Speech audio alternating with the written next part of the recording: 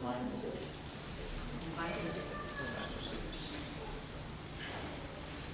I mean, we could stay here for a while if you want, or go. It's up to you. I mean, it's open. It's free. You know, you stop it if you want to stay for more. It's up to you. I'm fine with it.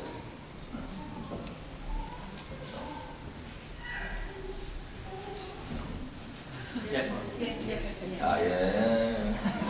Okay, who wants to leave? How many? Yeah, gotta go. Maybe got things to do. You know, we all have appointments and such. You know, so understand. You know, so all right.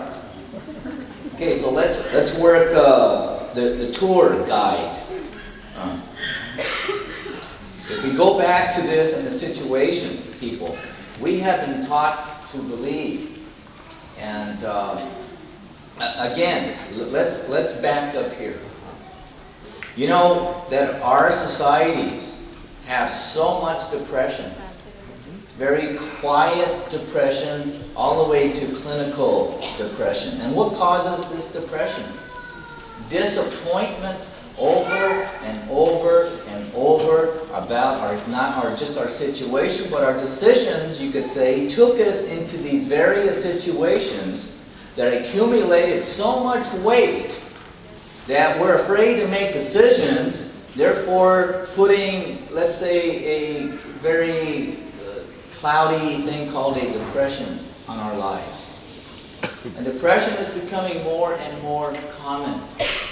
The world is getting smaller, we're getting more sophisticated, and we're getting so much more information, and better information, much clearer information, and we're getting more depressed by the thousands. And it's because we're starting to, let's say, not trust our decision-making process. Because things, either the economy fails, or decisions about investing in this fails, or or investing about what we thought about our kids or our family, who knows? But we get hit with all this. And pretty soon it starts to wipe away our joy. You know, I used to walk the streets in Santa Cruz, and I was depressed too. I was pretty... my head wasn't good. It was getting pretty unhealthy. The hardest thing for me to admit was the condition of my mind. And then when I realized I was getting insights inside that this is what I'm going to need to do in order to get out. Either I get worse or get better. What do you want? And the problem is with most things in life, how they work out, is that in order to get better, it is easier for it to get worse than it is for it to get better. It's going to take a lot more work to get better than it is to let it go and to get worse. And somehow there was something inside me that knew that I'm not going to like what I see about my mental condition. And so I would deliberately go out and spend a tremendous amount of time in the streets of Santa Cruz. There are a lot of street people there that live in Santa Cruz. A lot of people that are clinically insane, running around. Of course, everybody, we think we're better than them. Our minds are better, clearer.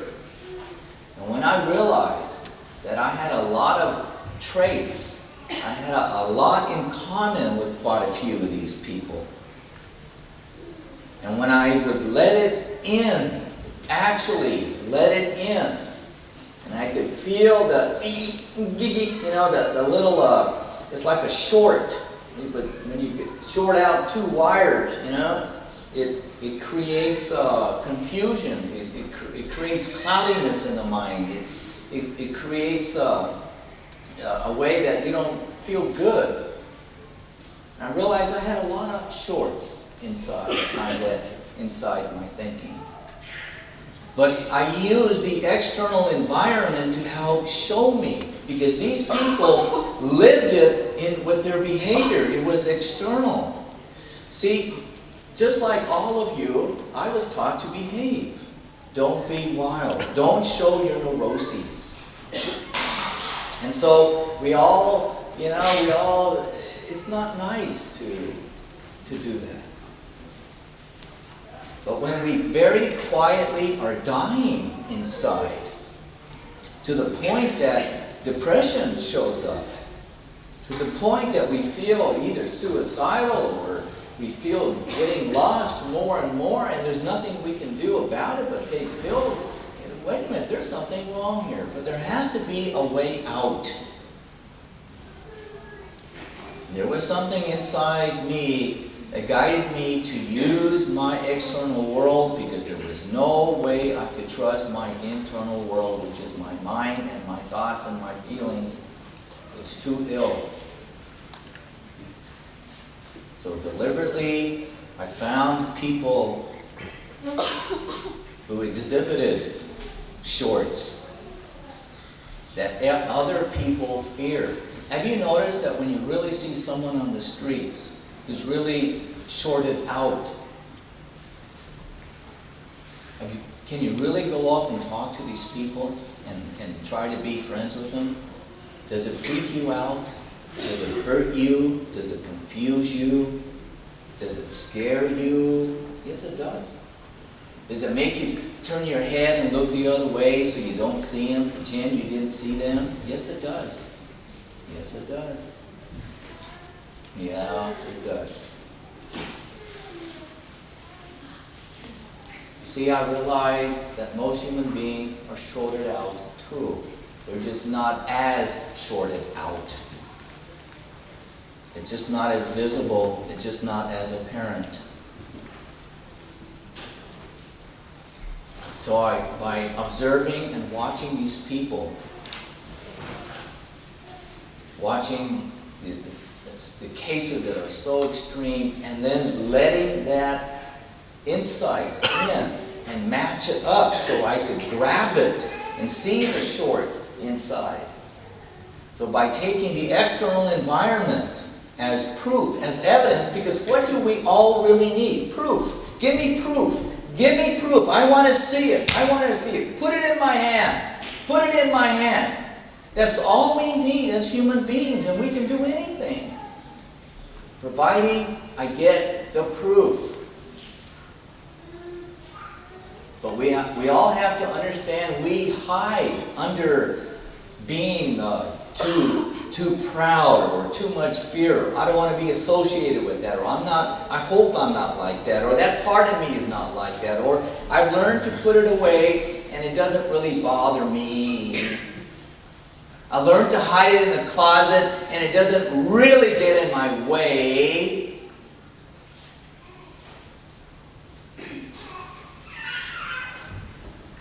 And yet, I still have to lay down my head every night and deal with my own dreams. No running away. There is no hiding. And if that is the reality, let's go clean up all the shorts inside and get the wires straight as possible.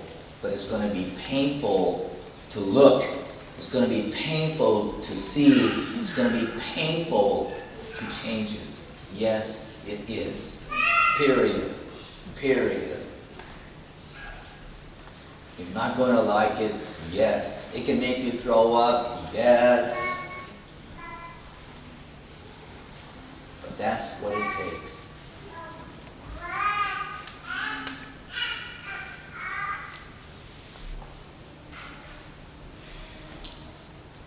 You know, I've used this case in point many times.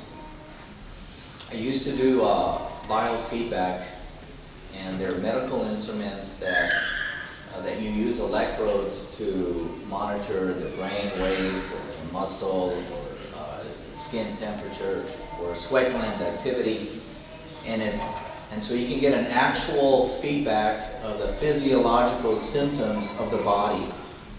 And when you hook up somebody to a biofeedback instruments and they're all wired, all it is a lie detector test, you could say.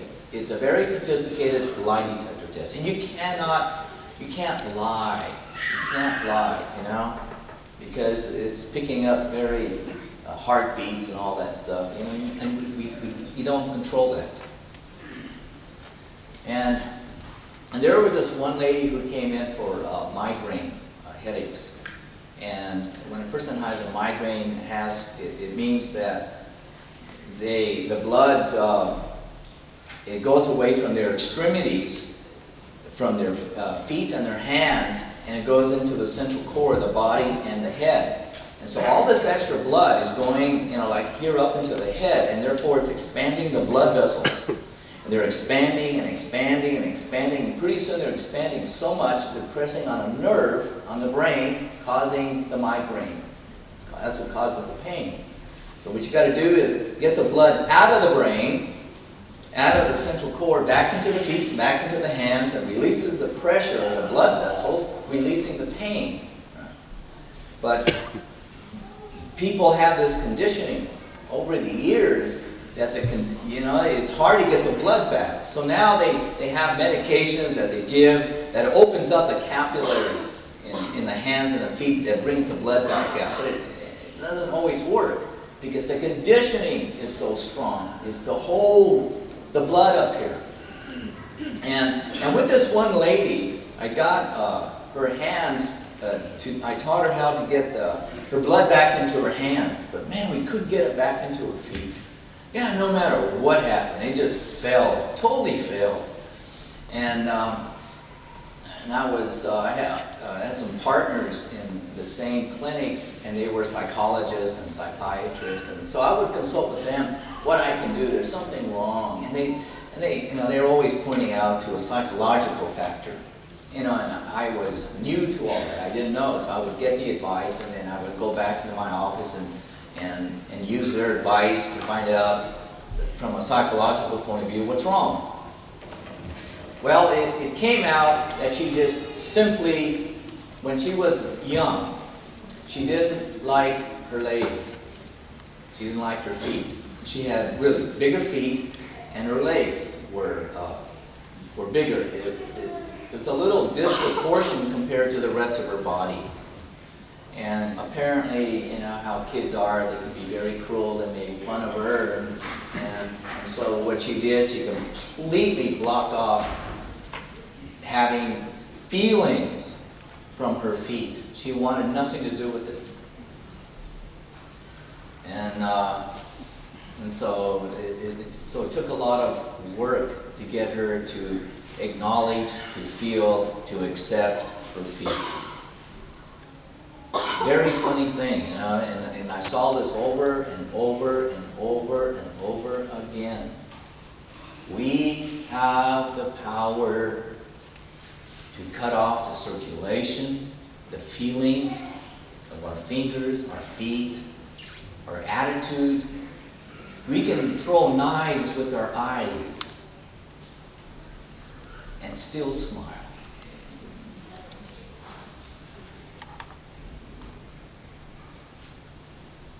We can increase blood in our brain and give ourselves tremendous pain if we want.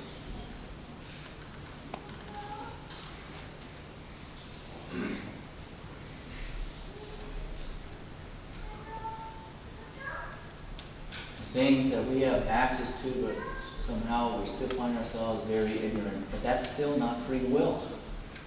That's just working with the body, communications with the body.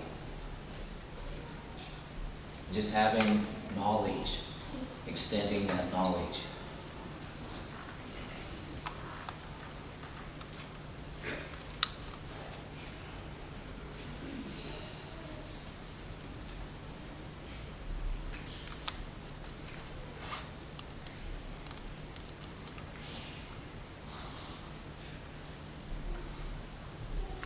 Somehow, I know most of you, about 95% of you, 96 maybe,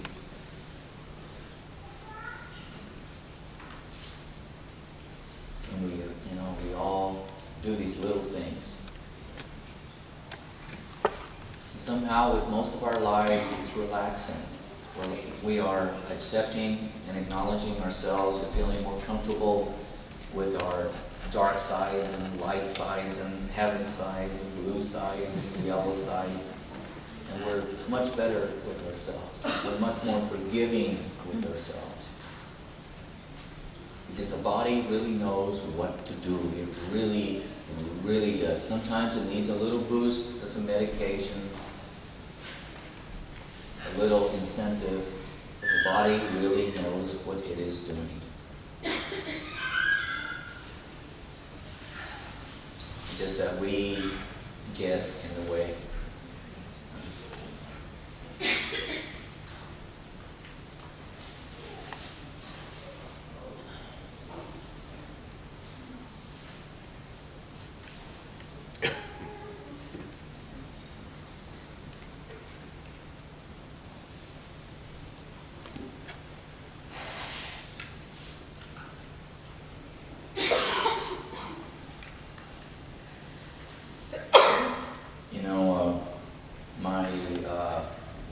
My son, who's ill, I can't even help him because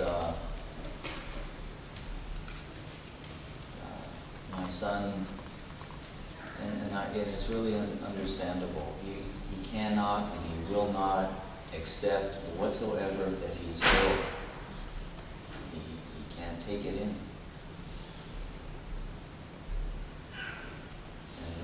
And I was like that for so many years, but it wasn't until my getting into my 30s, late 30s, 40s, that I began to realize that I've been ill for a long time. It took a long time before I could relax my inappropriate pride and start to work these things that I not only inherited from my parents, but picked up along the way. Realize that this is my house, and if I'm going to have to live tomorrow, I would like to have a better tomorrow. I may not have a good day today, but I'm going to hope to have a better tomorrow. And as it is for other lives too.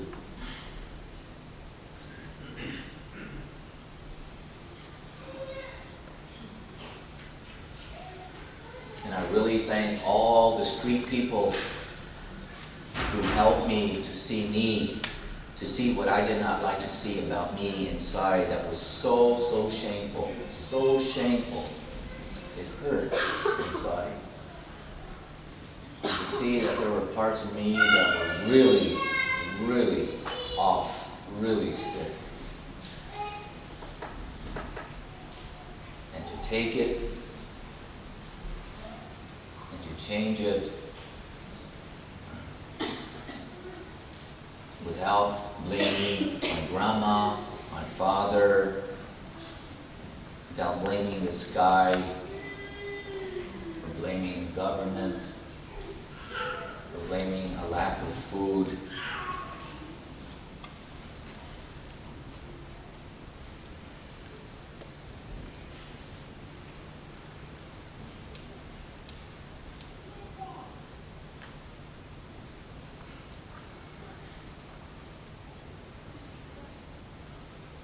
I'm saying to you that fear has a job to do.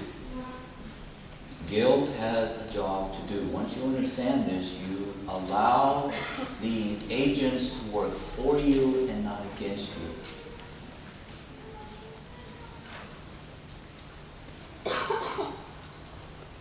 When these agents come and appear to you, let them do their job and you continue to do your job, just like in the fire dance. I get tired in the fire dance, but I have a job to do. My body has a job to do. And my spirit has a job to do. And sometimes I can't even lift up my legs anymore, but I still have a job to do.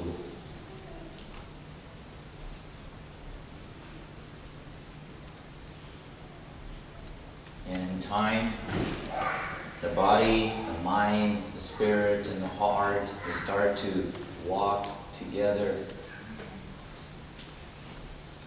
Fear has been around for billions and billions of years. It is well educated. It knows what it is doing.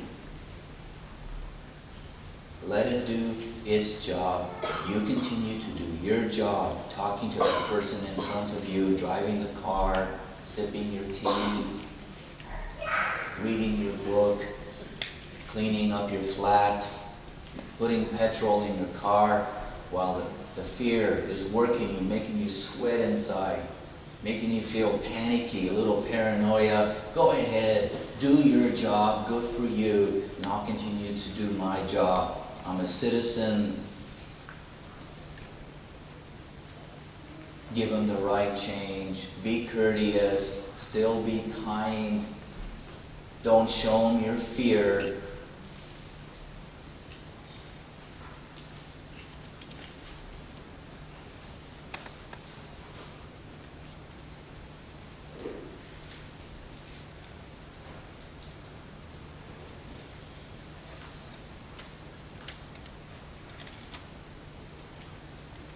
For in time, this is what really very quietly guides you to your free will. It's a very uncomfortable thing, a very uncomfortable way, but it is a good way to start to touch it.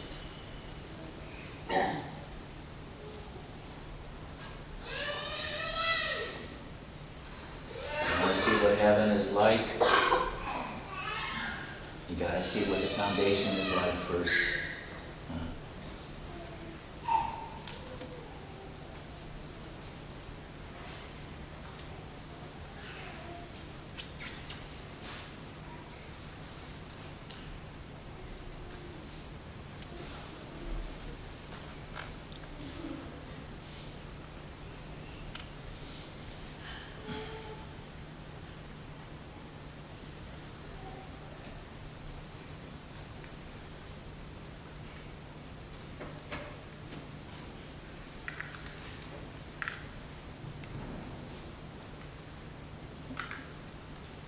Here's one thing,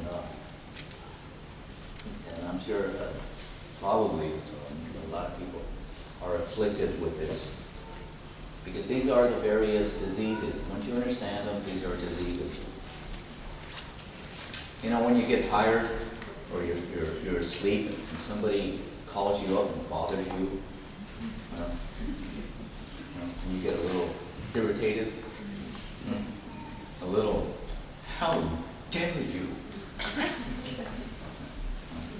You know, you get a little short, and yet you're nice, and yet you're tossing your weapons into the phone, and you're still being nice.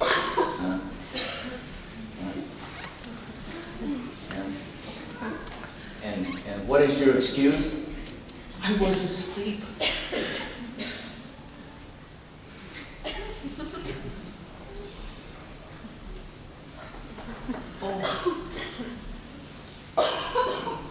That's your excuse.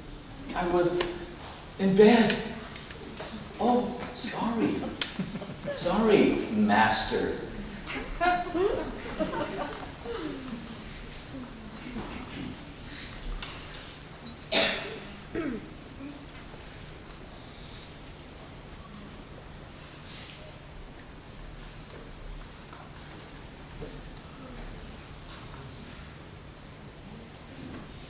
Be like a fireman. Be like a policeman. You are on call 24 hours a day. Can you imagine your house is burning, you call the fireman? I just went to bed.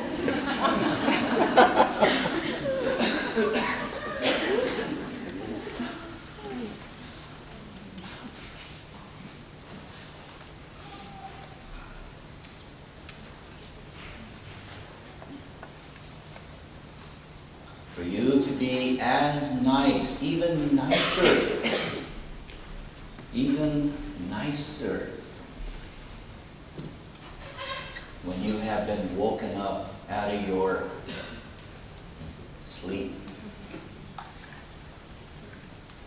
No, nine excuses. Yeah. 24 hours a day.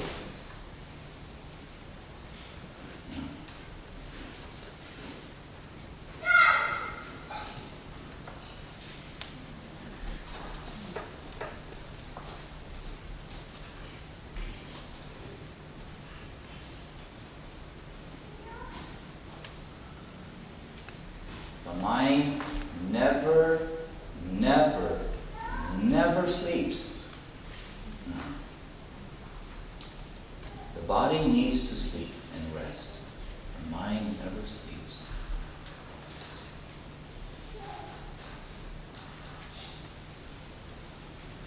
And I have a friend or two to check on you.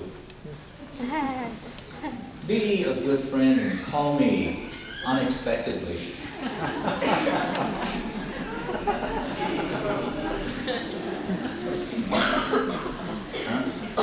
You get a better idea about what you are up against. Because what is important, people, you need the evidence of where these diseases are. And that's a disease. Okay? You know,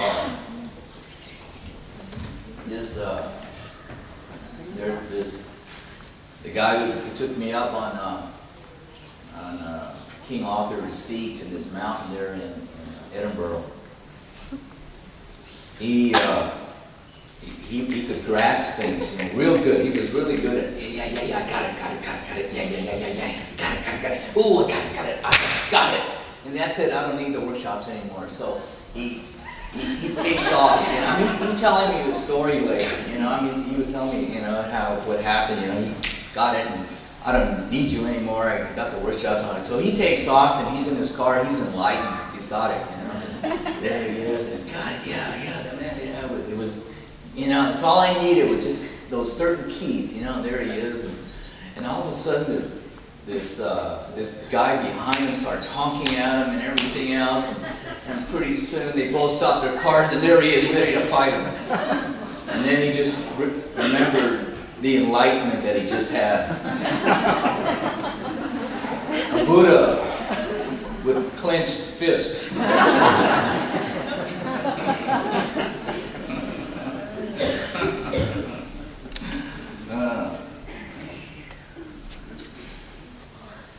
So, a word to the wise. Never think you got it. Never play it very safe. And say to yourself, I'm getting it, I'm learning it, I'm understanding it. Because most of you, a lot of you have already changed. You reconstructed your thought processes. And if you keep playing games with your mind, you're going to keep getting disappointed. And you keep giving your mind absolutes that, oh, I got it, I understand it. And then a week later, a day later, you get disappointed in me and in yourself. Another disappointment. Another kilo of lead added on to that weight. Okay? You're getting it. You're understanding it. If you think you got it, give it 5 years. If it doesn't come back in 5 years, you're doing pretty good. That's it. You're just doing pretty good. Very good. Okay? 5 years. That keeps it open. Keeps your mind open. It keeps you from constantly learning and expanding into that way. The other thing, and get this, remember this, you men are in trouble with this one more than the women. When you think you understand something, you think you got it. You may understand it very, very well, but you don't realize it. And that's the biggest difference of all. It takes years to realize one concept. It only takes a few moments to understand it intellectually. It takes years to realize it. And your job is to realize things, not just understand things. Because then you go to the next. How many words do you know? With all these words that you know, you should be enlightened by now. That means you don't realize the words. Okay. Learn these very simple rules and you'll do very well in your life.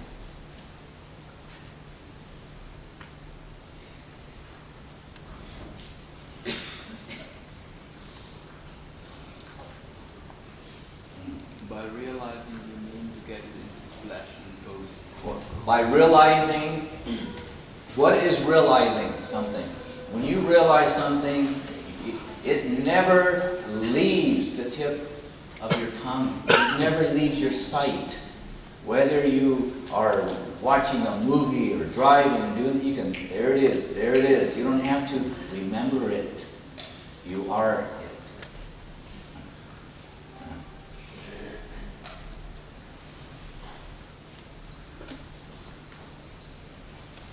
That's hard.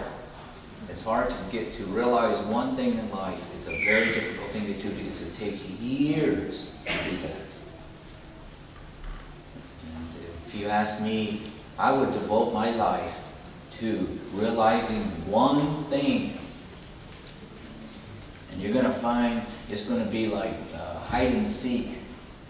It's going to be like a big game just trying to get it. Once you got it in your blood, the rest are pretty easy.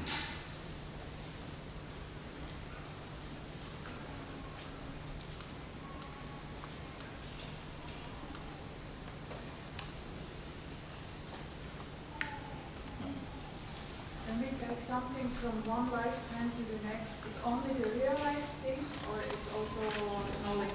No, to take elements of experiences or situations from one life to the next, do we take things that are realized, or for what?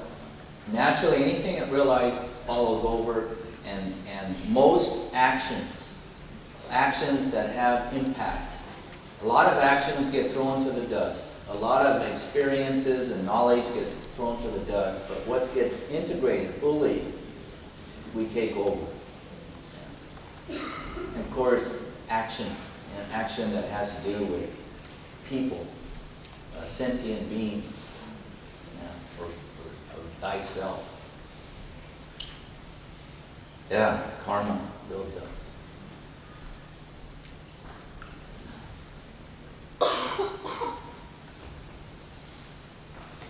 Yeah.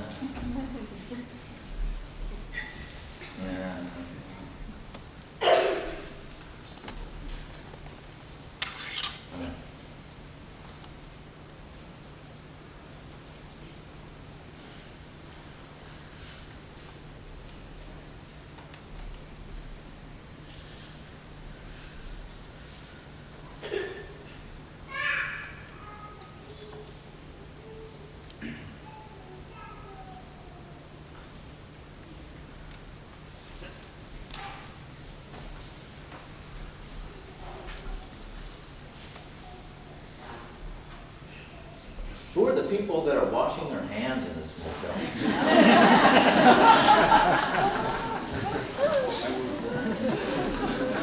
What are you guys doing?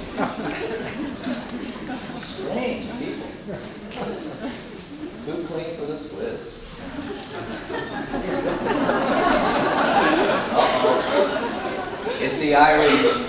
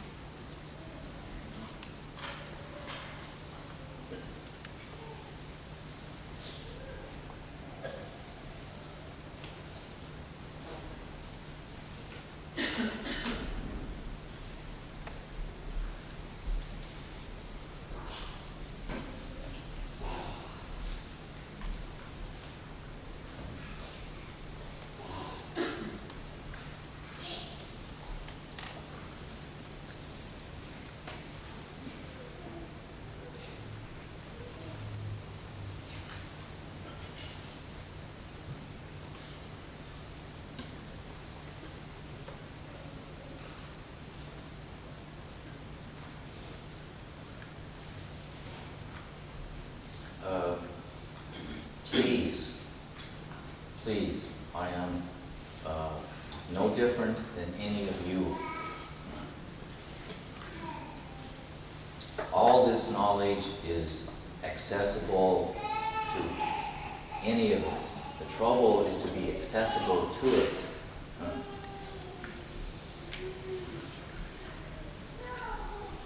Knowledge is already there. The wisdom is already there.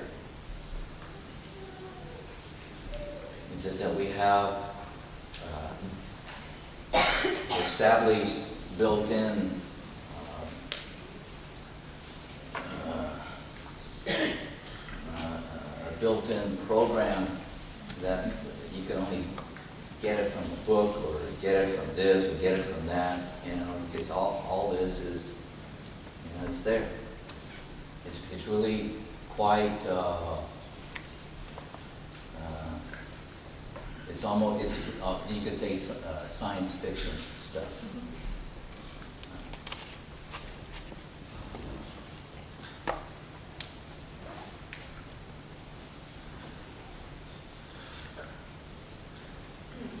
It's so full of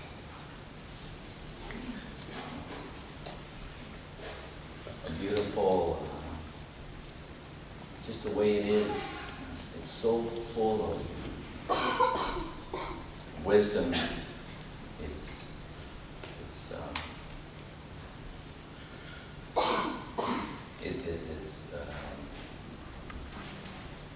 You're in awe of how it is for us. But when we feel sorry for ourselves, and I can really understand how long ago they started to set these commandments, like the 10 Commandments, and don't do this, don't do that, because it'll create a blindness in you.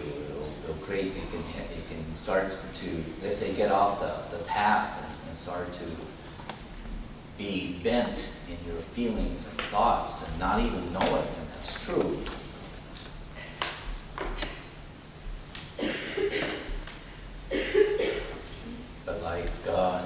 Just like the Buddha had said, and he knew very, very well, it wouldn't be too long before his teachings wouldn't work anymore, and that's time. And as it is, even for these teachings, and once I leave, the teachings start to deteriorate immediately. And it's not easy to pick up the teachings and to continue them on, because everybody has their own philosophy and idea how it is. And that's why it's to get plugged in, literally plugged in. But you, in essence, you sacrifice your life, your philosophy, your way of what you think it is. Because it is its way, it's the way, not your way.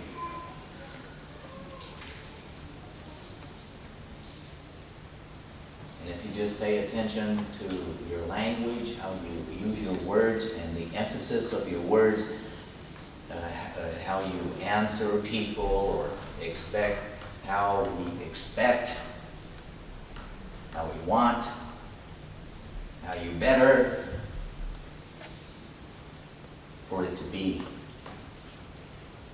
And this is blinding. This blinds us in a very quiet way. And what makes this most difficult is that it's very easy to be successful on this planet. And it is these little minuscule successes that helps to keeps us blind.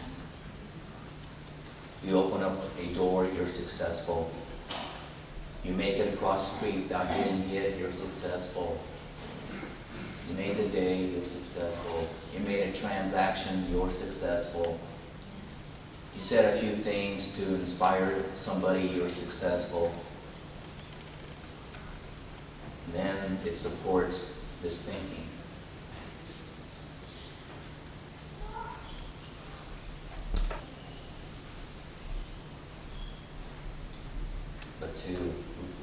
relax enough. And you could say, trust the design of his body, whatever design it is, definitely designed all this, definitely knows what it's doing, and to care enough to be plugged into this. It's a scary thing in the beginning. It's a very scary thing.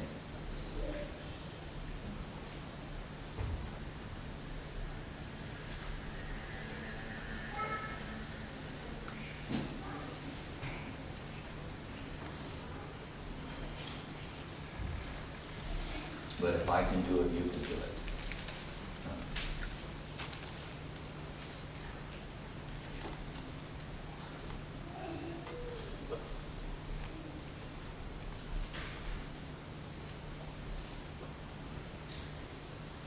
And that's always, to me, the most important thing, that there's really not this gap between student, teacher. That's very important, not to have that gap. Because then you can never reach it. And where can your free will? Where stand your free will? Then where is my free will? Let me put it this way. People ask me, where are you going to go your next lifetime? And I say, it's none of my business.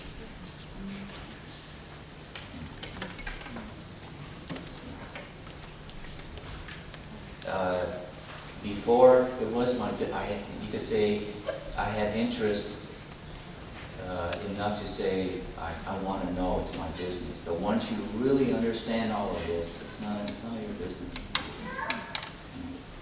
Because it's not even trust. It's nothing but life. You know? It's, you know? You know what I mean?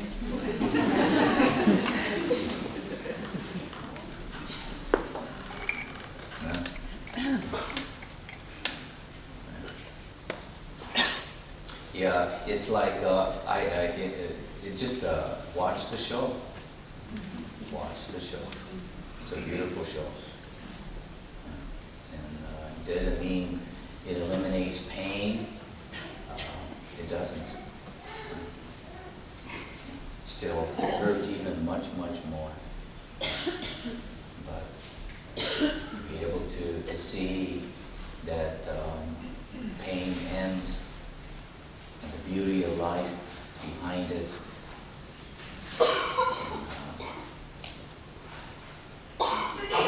We're in nature. And things operate the way it does here. But one day, the year 3000 will come. No problem. Easy, very quick, in a blink of an eye, and we can easily say, is there more to life than will we live another 1,000 years? Will we have gotten any smarter?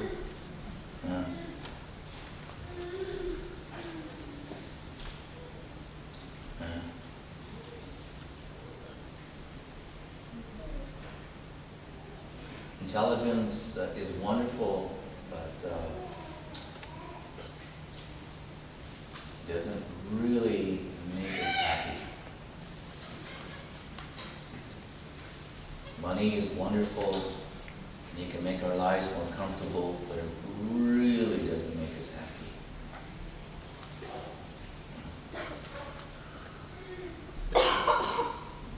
Fall in love with someone. If you can't fall in love with another human being, fall in love with an animal. If you can't fall in love with an animal, fall in love with some flowers, or a flower, or a rock, or a very busy bee, or a wonderful cloud. But fall in love with something and nourish that love. Nourish it. Nourish it.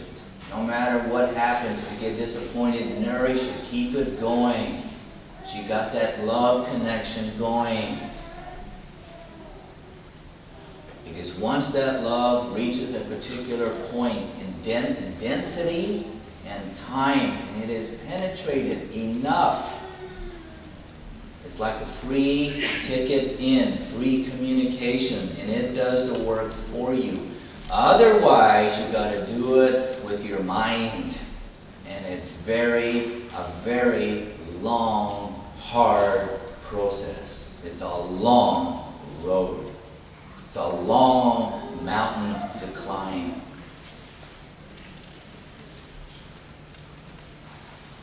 Fall in love with someone or something. Keep it to yourself. Keep it very quiet. Nourish it. Just nourish it. And if you can, to the point where you fall in love with life, no matter what happens to you. And you will find out, if you think you are in love and all of a sudden your house is taken away, do you still love? And when you find out that you no longer love because you're angry, now you know you really didn't have the love. Now go work and rework it and get a genuine love. That's all these trials and tribulations are for. Let's find out and really see, because life has to find out where you are at with it. You've got to find out where you are at with it. It is only through our trials and tribulations that are going to tell you the truth. Then you will know. And after that point in time, life moves in a different direction, because you both know.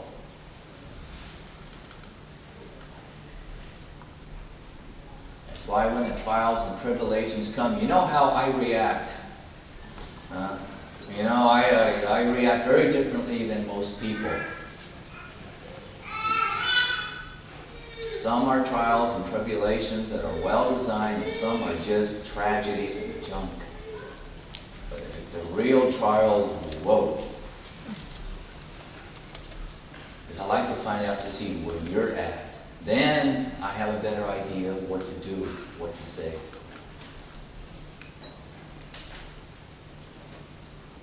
Human beings just needs evidence, that's it. Just the evidence. You can go do anything.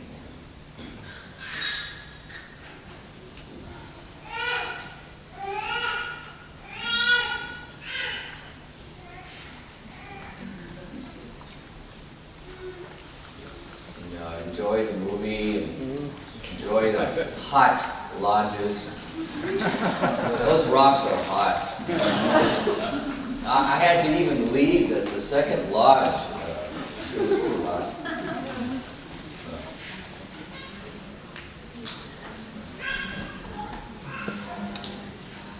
Is it at 8 o'clock?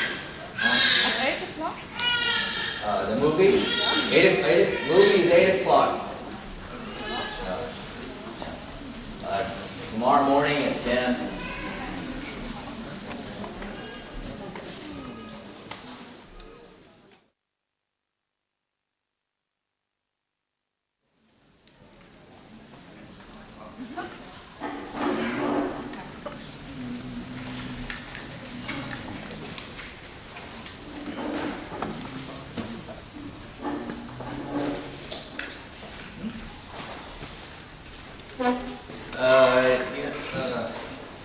God, if I could get you people in the back closer,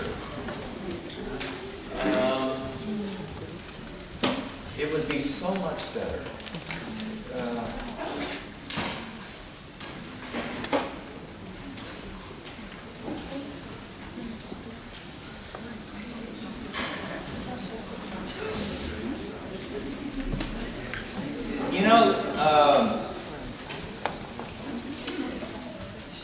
The people in in the back, if you could, yeah, maybe even, just come and sit on the sides of the stages,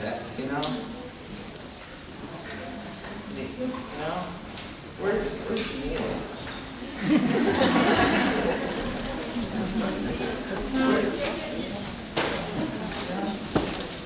You were so nice.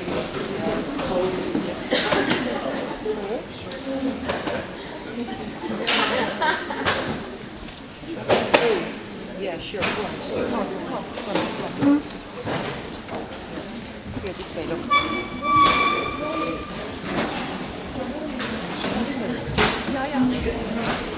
Just because I can't really see you, and if I can feel you, it's much better. Much better.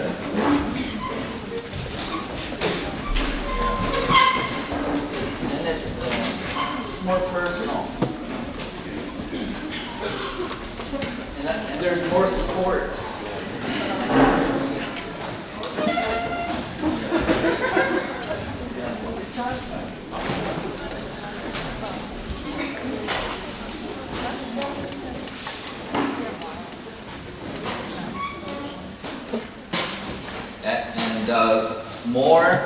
And in time, more and more of you should be sitting up here with me to get the feel of it, get used to it. It would be good for you. It would be very good for you. It would be very good for you. Because the only thing that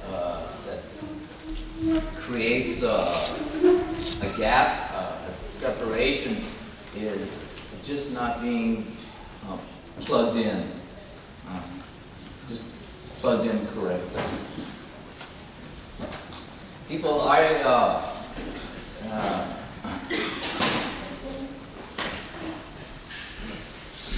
and this is happens maybe 80% of the time.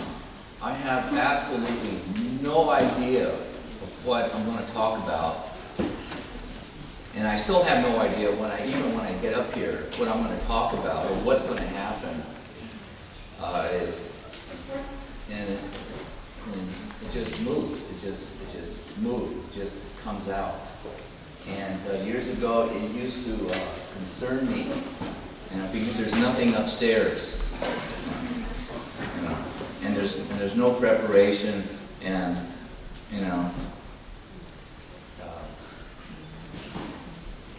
and this actually falls into the same line in the fire dance.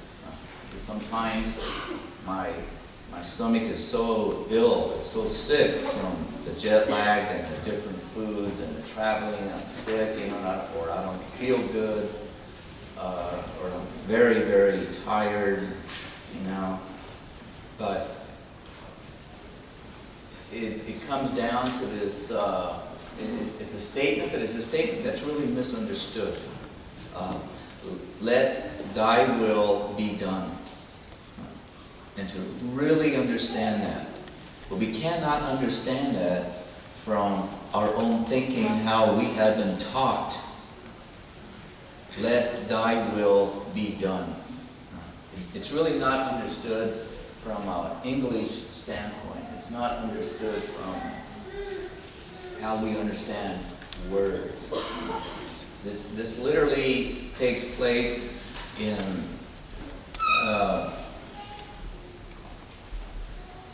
when we cross the heavens internally.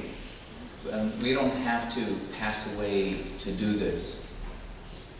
But when we start to expand our aura and this gate literally starts to break, and our perspective and our reality is no longer the same. It is because there's a lot more to life than just Swiss mountains and Swiss buildings and Swiss language and Swiss ideas and Swiss concepts and Swiss television and Swiss watches. And this goes for all countries.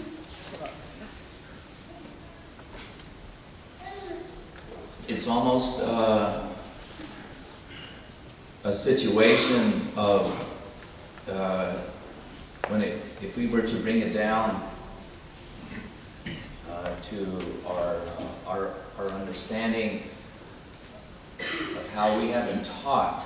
Again, it's a situation, it's how we have been educated to look at words, to think of words, and to use these particular words like shadow and faces and lipstick and smiles and bad people and airplanes and carrots and peas and all this stuff. To get past the label, to literally get this mind to relax enough so we can see past the label of these words. Because once the label has been branded into our brain, it's very difficult to get past that label, to change the label, to literally change it.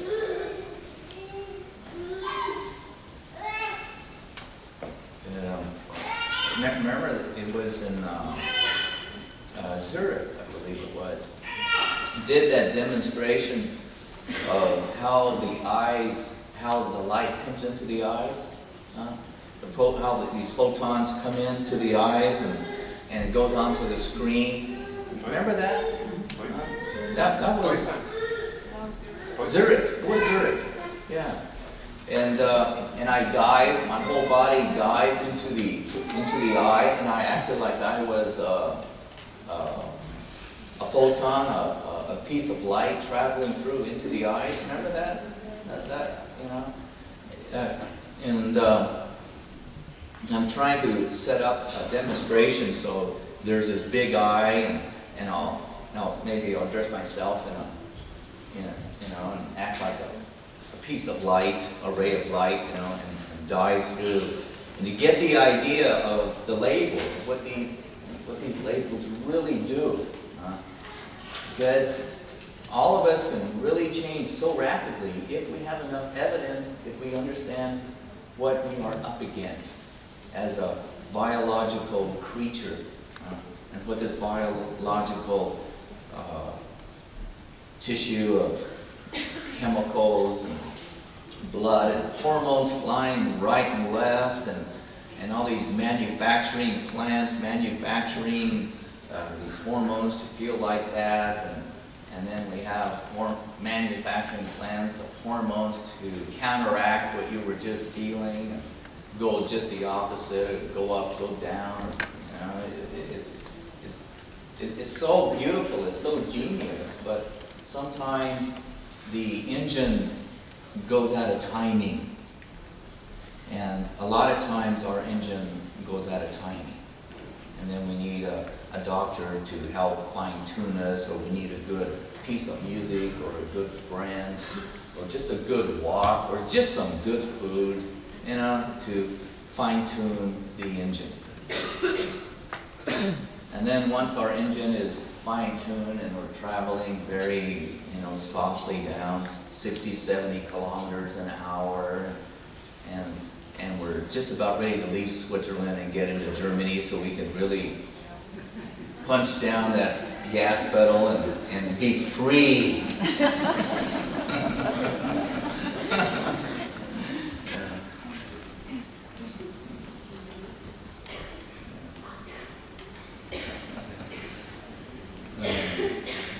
That's what I did, actually. That's a nice feeling, huh? Yeah.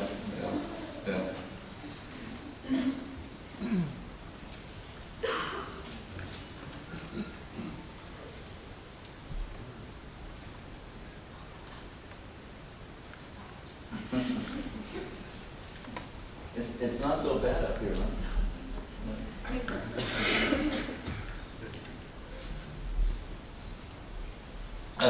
Here is something. I want to speak to the young women.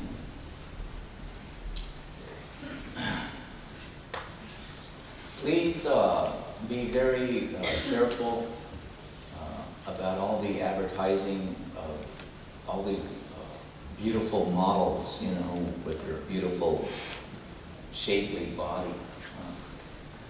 And don't starve yourself.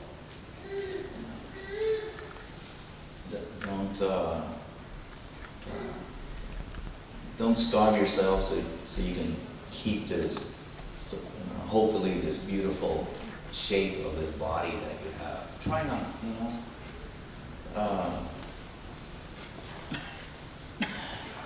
Most of those models that you see in these magazines are 14, 15 years old, and they make them look like they're 18 and 19. And if you study the computer, and it would be good for the women, this would be very good to go and take some classes or have some friends help you to see how it is that they structure these ads in these fashion magazines. So I work with a computer. You can take any picture and how you can redesign it and reshape it, and it looks so real.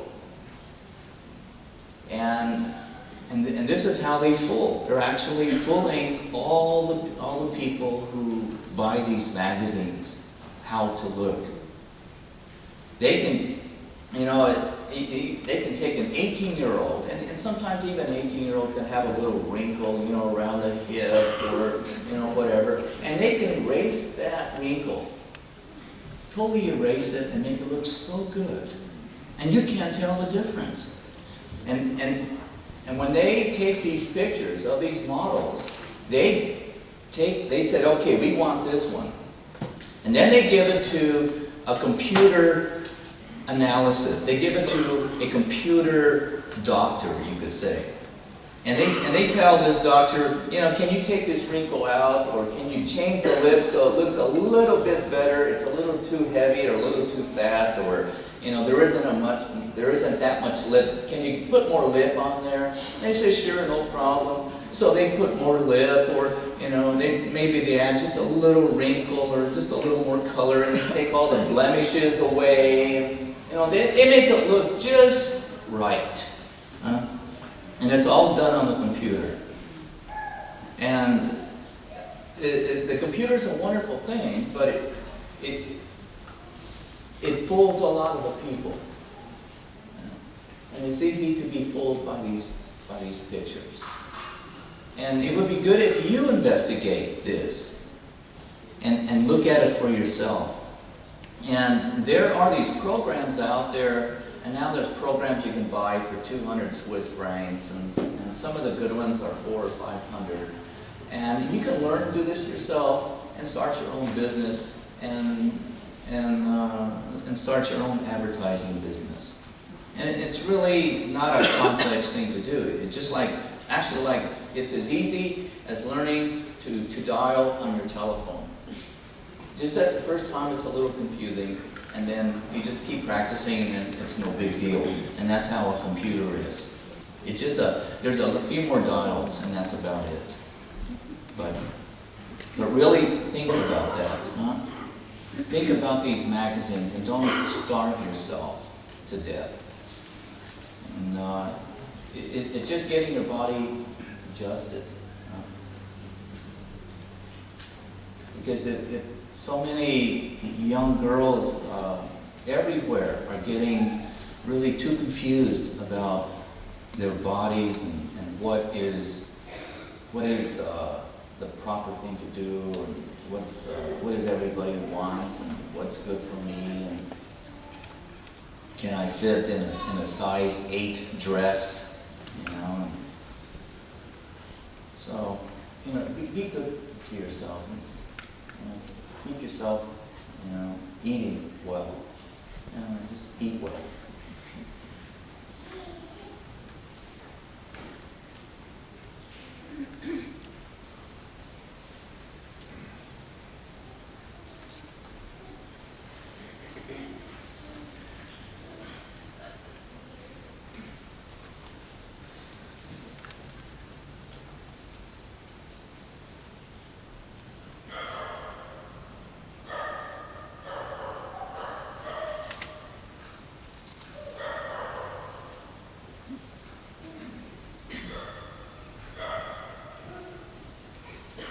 have that mirror? Martin, do we have that mirror? Where? Peter, do you have that mirror? Do you have it? It's not here. You know, we should always keep it here with us. Can you bring it next time? And I have another one at home, and I'll bring that. And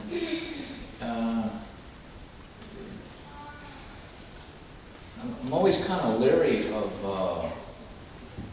bringing some of these tools out because without being with the guiding me with this, it can be a little too much, a little scary.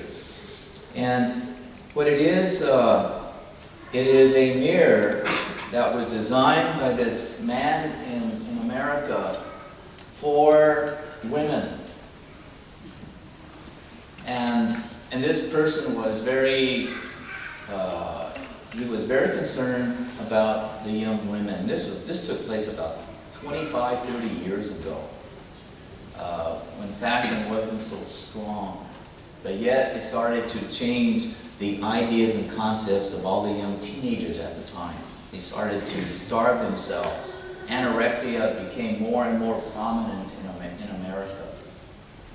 So he designed this mirror that, you know, when we all look into a mirror, and this goes for labels, this shows you the power of learning words and the power of, once you learn the word, it's difficult to go past that word, to see beyond what is behind the word. And because in our education, when we learn a word and we think we got it, we think we have understood it, we go, give me another word to learn, give me another word to learn. And it becomes like sugar, it becomes like sweets. And it's wonderful to learn these words. It's a beautiful thing. And so, give me another word, give me another word. And pretty soon we get so good at it, you know, we get very proud of ourselves, and it's good, we need to be proud of ourselves. And give me another word. Oh God, I can take another one, I can take another one. And the problem is that we don't take one word and constantly realize what is behind each word. And this is what Steiner actually tried to change with his Anthroposophic Society. And so in their schools with kids, they don't do this with words. They teach the right brain and not left brain. They work with the right brain solely and let the left brain develop when they get much older. But in our society, in our schools, we immediately force the kids from right brain at the age of 7 and throw them into a left brain environment. Force them into that. And it scares so many kids. And they start to have problems because all of a sudden they have to completely go to the other side and stay on that one side. And then the pressure of wanting to be liked, wanting to please the father, the mother, the adults, these geniuses, these people that run the schools and our societies. And Steiner thought it would be better to, because the kids they're so playful for the first 7 years, to continue that same way of existence until they reach a certain age. And I think he thought maybe 12, 14 years of age, and then slowly start shifting them into the left brain thinking. And that really has to deal with the label. So we don't, let's say, go from one label to the next, that we don't get the substance behind what the word is really for, what the word really means, what the family really means, what society really is, what playing really is, what the color red really is, what it really can feel like.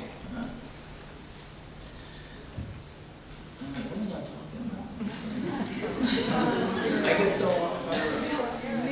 The mirrors.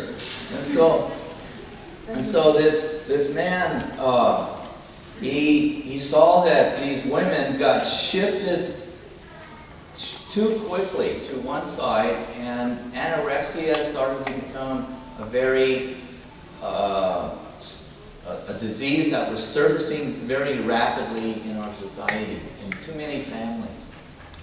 And he had done enough studies to realize that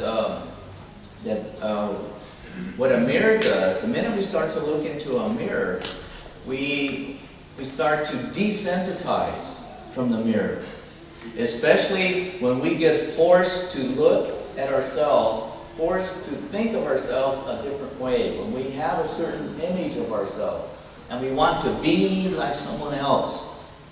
And so we look in a mirror and try to match the same shape, the same ideas, the same feelings that we saw in the magazine, and try to match it in front of the mirror.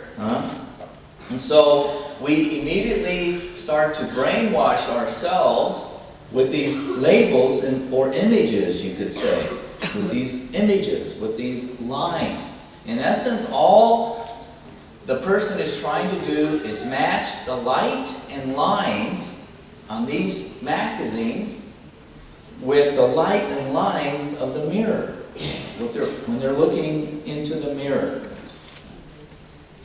And the mind is so fascinating, it is so wonderful that a human being can take these light and lines on these photographs and these magazines and get a good idea of what they look like, and the mind is already shaping the images inside, so when they look into the mirror, they can see almost the same light lines as they see on the magazine.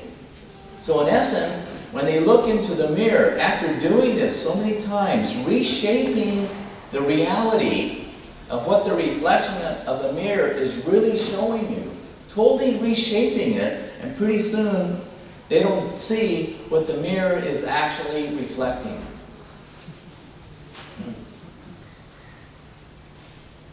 They've done it. They've altered reality. Uh-oh. Trouble. Trouble. So this man saw this is an easy thing for us to do. And women spend more time in front of the mirror than men. And so he invented this mirror that when you look into this mirror, it reverses the image. It completely reverses the image. And so it uses the other side of the brain that is not programmed, that we have not brainwashed. And so when people look into this particular mirror, you're just like, what? You know, like, who is that? What?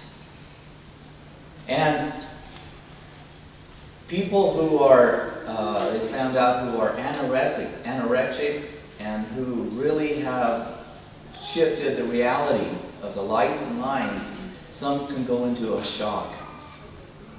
And so it can be a little dangerous. You know, it's kind of like you don't give people the reality if they can't handle it. But again, for most people, they're just shocked. And where they thought they were fat, now they can see that they are actually very, very thin, too thin. Because they had reshaped the light and lines inside their imagination that they were fat. And so when you look into this mirror, you can't lie to yourself. It gives you a true image. But if you keep looking into this mirror, you can reshape the other brain and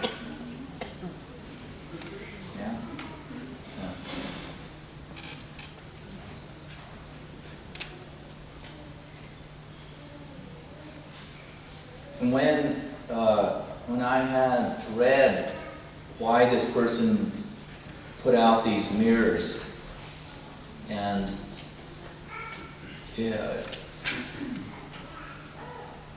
To me, that is spirituality. To me, that is the real nuts and bolts of what spirituality is. This person takes really the nuts and bolts of society that to help bring us back into a reality that is healthy. And really, that's all it is. That's all it is. Not to, because I found that I had even shaped my images inside by having too much inhibition, too much fear, too lonely, not being a somebody, wanting to be accepted. I had literally changed the lights and lines inside my own head. Alter the reality to suit the fear, alter the reality to fill the gap. And in essence, I did the same thing. And here was something so simple, a mirror, a label, without tagging and blaming this poor devil, or blaming all these demons. No wonder that they're so sad. And no wonder, they don't look so good. We're always blaming them without actually looking and placing the situation. Maybe it's just something, the mechanics between the biology and the spirits. And not making such a big deal about all this.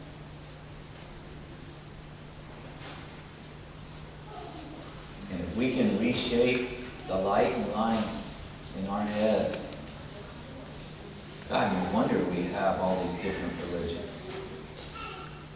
If we can shape all these light and lines in our head, no wonder we all have these different gods. If we can shape all these light and lines, no wonder our philosophies can somehow have the same words and yet mean totally different.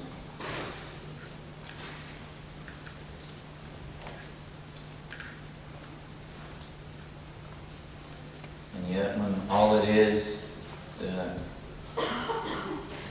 even though some of us may be a little bit brown, red, or white,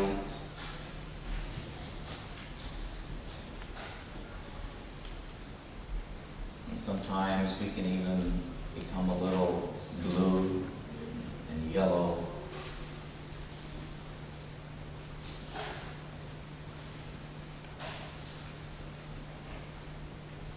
And even though our DNA is very close to a fish, very close to the animals, and we're just a little bit different, and that's about it.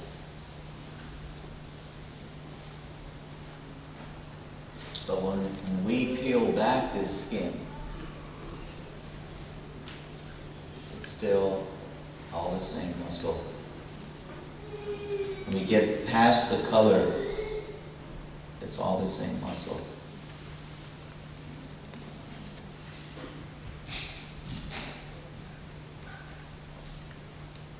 And it's really the same sky, whether it is in the tops of the mountains in Switzerland or in Arizona.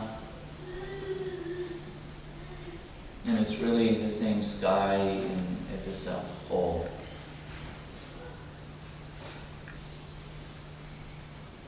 So there's a common thread. There's a very common thread that somehow that isn't Christian, that isn't Buddhist, that isn't American Indian. There's a common thread somehow that just ties all of the creatures together. And the one thing that as a boy, I've always wondered. And I always wondered why I spend so many hours wondering this. What happens when there's no more earth? Where do we all go?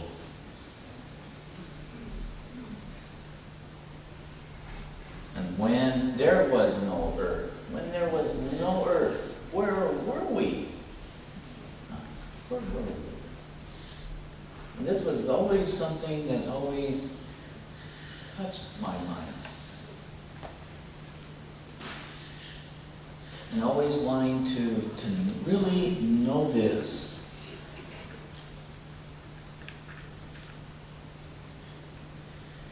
And maybe I wasn't so preoccupied what was in between the times that we are here, but before and after. And somehow keeping this thought and these feelings up there.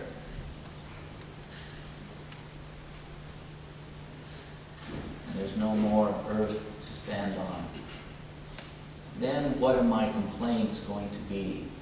What are my problems going to be? What am I going to complain about then, I wonder?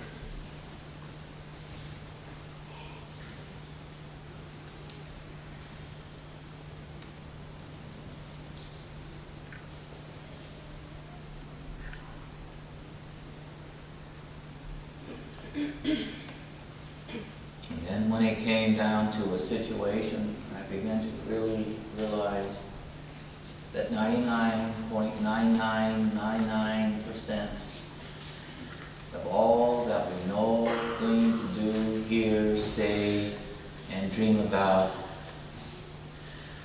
it's not it. That all just belongs to here on earth. Passed on from one generation, thoughts and feelings and dreams, God's rising, God's falling right and left. People's faces being etched in stone on mountains. And no matter how tall of a tower we build, no matter how thick the walls of a fortress we build, whether for the one we love or to protect our family, it will come down.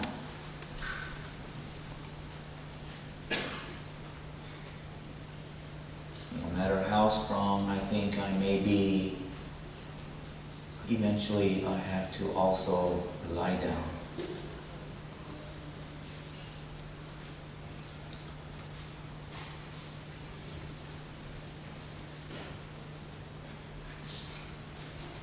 And in between our aches and pains, in between our wonderful insights, in between the times that we punch in to go to work, in between answering a question,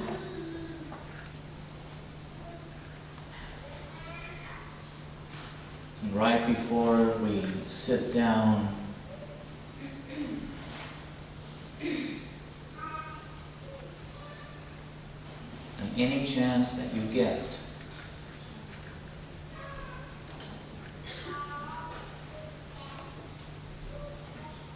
because people, we really do not have much time for ourselves. We really don't. We have to pay attention when we're driving cars. We have to pay attention when we're buying bread and milk. We have to make sure we don't run into people in the streets and cause an accident.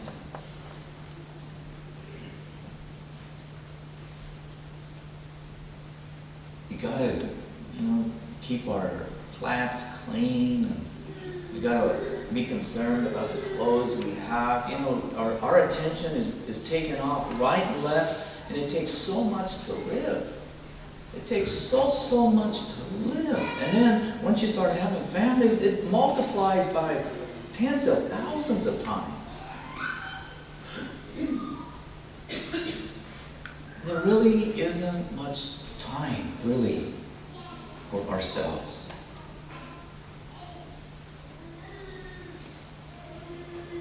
What I'm saying to you is that we all have really learned to buy bread and milk very well.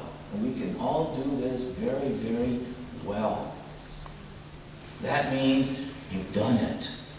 You've done it. You can rest. You can relax.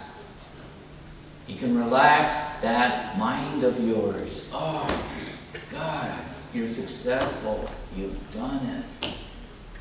You've done it. You know how to drive a car. Okay, you've done it. Most of you. You've done it. Oh. Oh. It's over. It's over. It's over. It's over. It's over.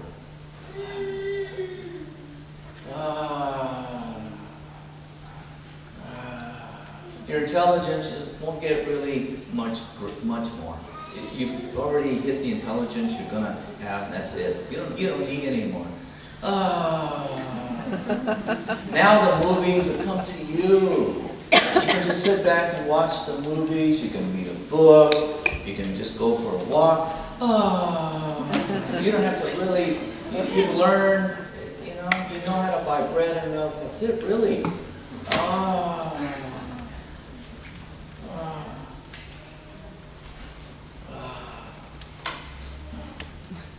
It's over.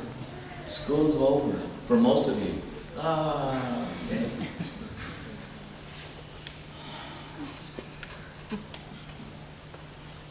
Because what time we really do have for ourselves, and there's really very little time because we have to be very attentive in this world. And you take this quality time that you have just for you, and you start to speak into your heart. Don't speak this to another person. They're going to think you're crazy. But you start to personalize your life. Your life is very, very personal. You'd be surprised how personal you are to life. It is so personal. And it's just for you. Just for you.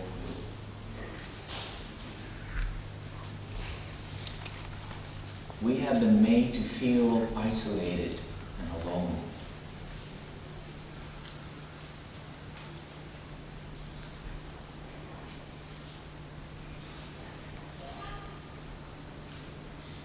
God, I wish I could show you what I see.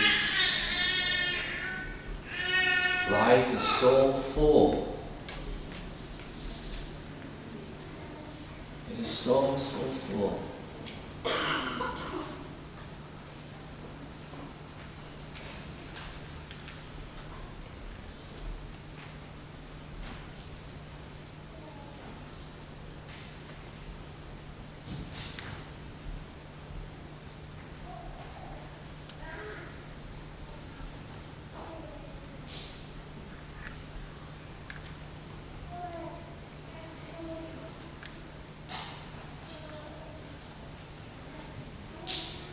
You speak to your heart inside, and you speak like like I speak, or speak the way you speak, like to a good friend.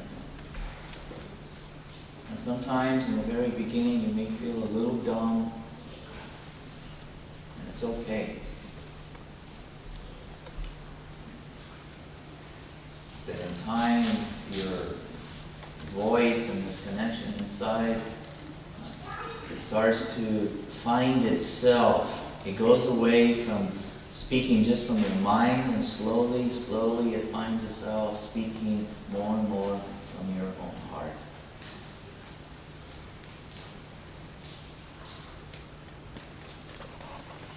Because like those two men in Glasgow, in that little cafe, one devoted his life to live from his mind, and one devoted his life to live from his heart. And what a difference. One lived on the edge of fear, and one lived being thankful and loving what he sees.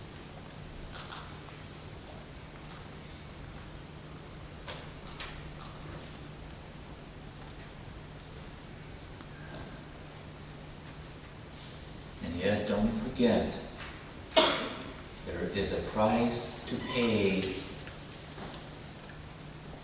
to live from your heart. You don't need any more intelligence. You don't need to learn another word.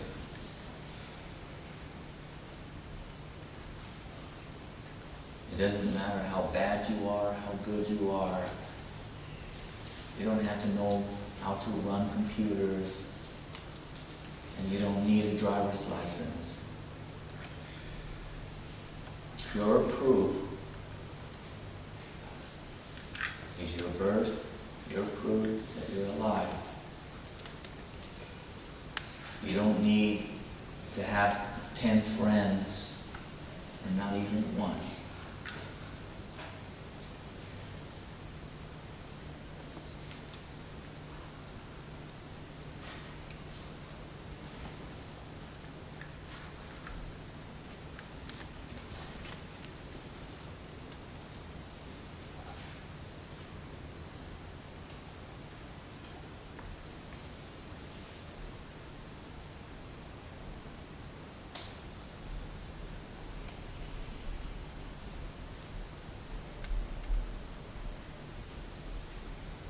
My day is no more important than yours. My life is no more important than yours.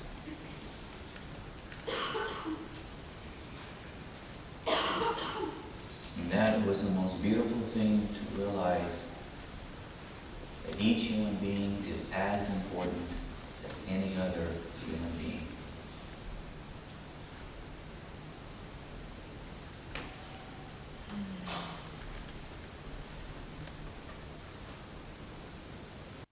You know, funny, it is almost reverse osmosis. It is actually you that revealed myself to me. You. That's why you have helped me more than I have helped you.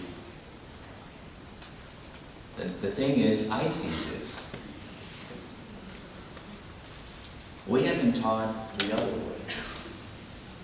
We have been taught to think, you could say, in reverse osmosis.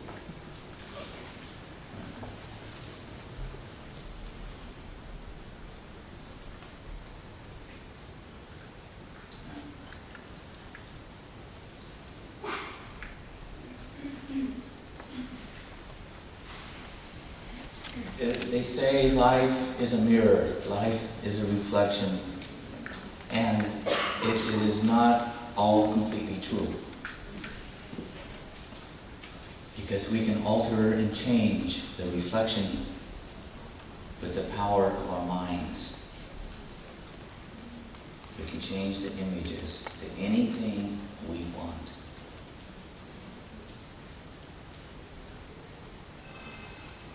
And yes, we have an internal environment within our feelings and our minds, and we have an external environment, a world that was already here before we came.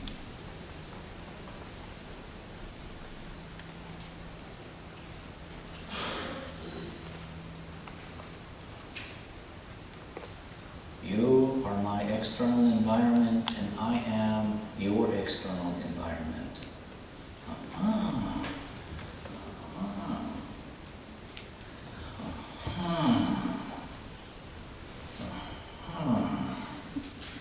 My environment, your environment.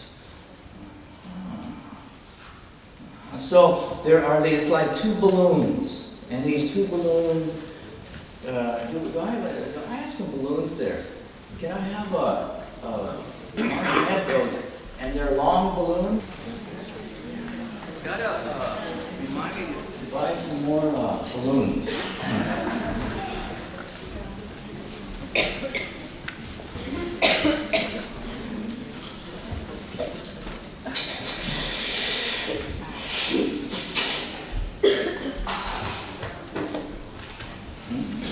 What I'm going to do with green ones.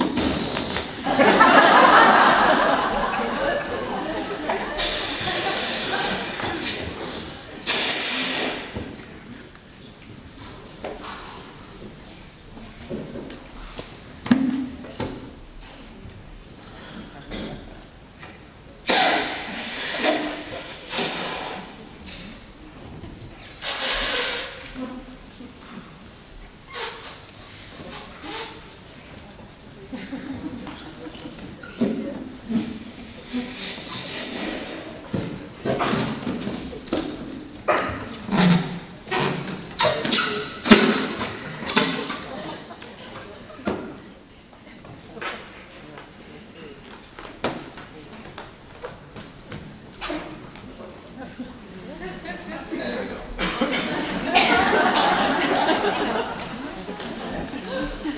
Emaho, you.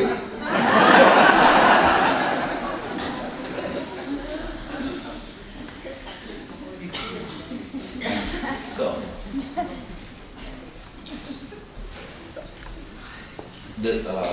we try to comprehend what is the spirit, or our field, or our egg, or my territory, your territory. This is my land, and there's the fence, and there's the wall. How far can you go?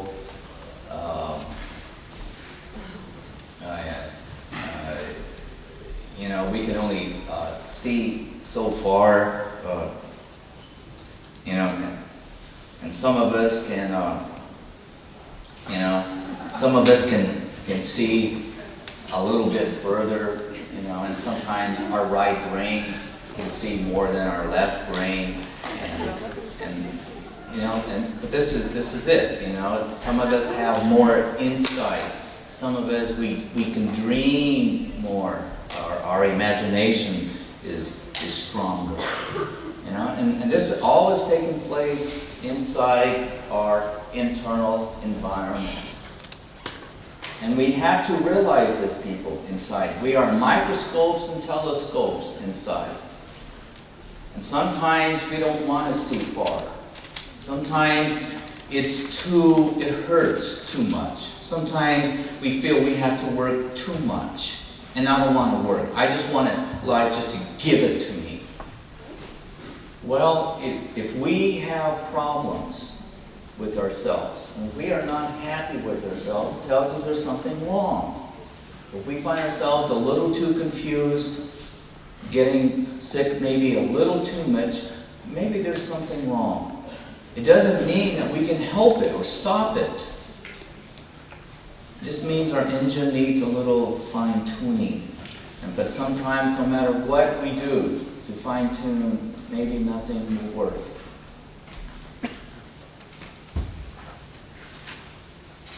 And this is coming to terms with the reality, with what information, what technology, with our age. Maybe we're too old, and maybe we're just a little too young. And keeping the reality straight, and we can understand environments. Again, it doesn't take a scientist to really get this and understand this. And really pay attention to this, people.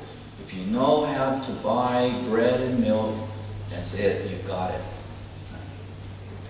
Then just simplify your thinking. It is a simplification that will walk you out.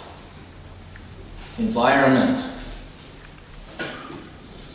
The spirit comes into the body. It doesn't mean that the spirit is fully in. For most people, it is not. And for the most part, when there is too much ignorance, most of it is just tissue, chemistry, DNA, the programs already instilled inside, and there's not really much of any free will. It's already designed. And then this person meets this person. You know, take me into your life. You know, we can only go in so far, whether it is sexually or whatever, and actually energetically we can kind of feel the other person. Energetically, we can feel another environment. Good, sensitive people can feel the paranoia, the neuroses. They can actually feel their depression. They can, because energetically, the field extends outside of what we perceive. But in reality, in the subtle reality, it stops. It stops. It can only go so far, and that is it. The physical body, God, I wish we had another balloon inside. Okay, so imagine there's another balloon inside, okay? And so what we see is only the green inside. And we think that is it. So the mind thinks that our body only extends as far as the green. But to really see the subtle world, you see the yellow and the green. And the yellow, you could say, your mind starts to see itself of what the reality is, because you see two fields in essence, the physical and the subtle. And you start to interact, contemplate, plan everything according to both bodies. But there's an end. There's an actual end, and that is the yellow. So there's really more to think about, more to contemplate, more to, let's say, digest. Now then we take this, and then let's take, can I have another color balloon, please?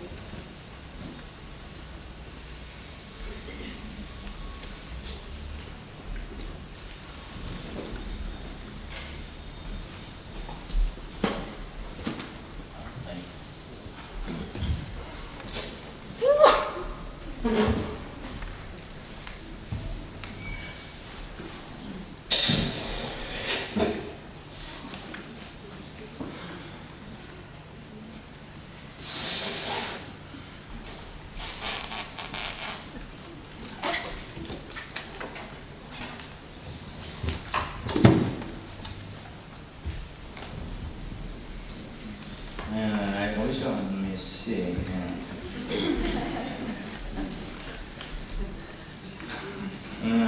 Okay.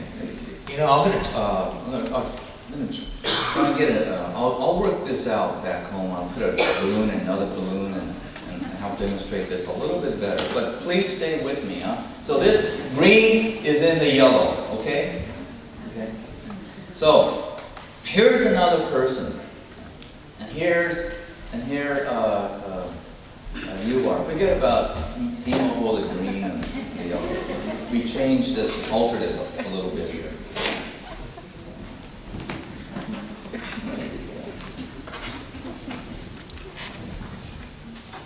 So here we have these two environments.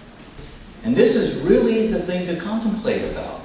This is what will educate you naturally. It is kind of like a UFO coming down to Earth for the first time. It's coming in another environment. This is like the Earth, a new environment. This is like a foreign, a meteorite or a UFO or any kind of visitor coming in. Or this is like an American coming to Switzerland. It's just another environment.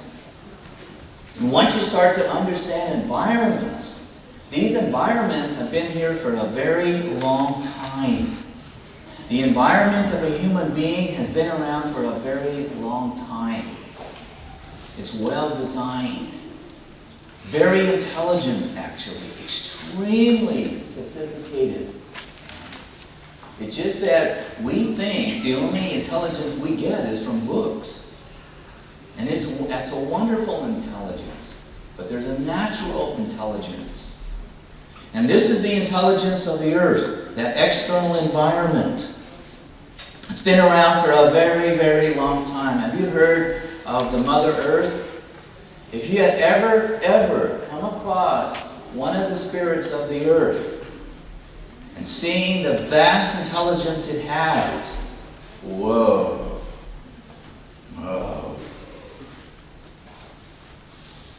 It lives in a world that is timeless. So here are two separate environments with intelligence. The trick is plugging in and understanding it. So here this person was taught how to live in society, an intelligence of the rules, the regulations, riding mountain bikes, building airplanes, inventing and all this. And so we think this is about the only intelligence that we can gain intelligence about. And so then we start to have this preconceived notion that this is the intelligence. And this is a wonderful intelligence, and we need this intelligence, and we need to get smarter with this intelligence too. But there's an intelligence that is naturally in there. Just that we haven't learned to pay attention to it, most of us. And then there's this other massive intelligence. The species, and then here's the earth. The earth manufactures the species. But it's still, the intelligence is still separate, because if you just look at the species, the intelligence of a mountain, which is nothing like this. I mean, it's not the same thing. The intelligence of a dog and a human being is not the same thing. A tree is a tree. A human being is a human being, a different intelligence.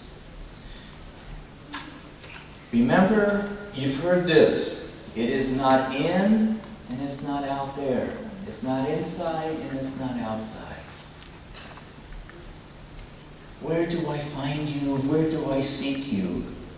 When I've looked inside, all I found was just tissue and bone. When I looked inside, all I found was my misery and sometimes just emptiness and sometimes a different color or an imagination or two. And sometimes I have found a feeling of love. I have sought you on the other side of a mountain, but what did I find? The other side of a mountain. And sometimes I have sought you and found a most wise person. And yet, when the food ran out, I found I had to go down the mountain and seek out the food with the wisdom in my back pocket or in the back of my head. I have sought you here and sought you there, behind the book, behind the letter. I have raised as high as the clouds and looked down, and what have I found?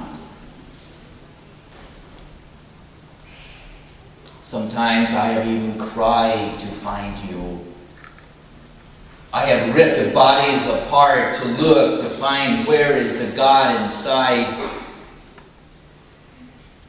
I've even kicked a stone a mile or two, wondering if you could come out.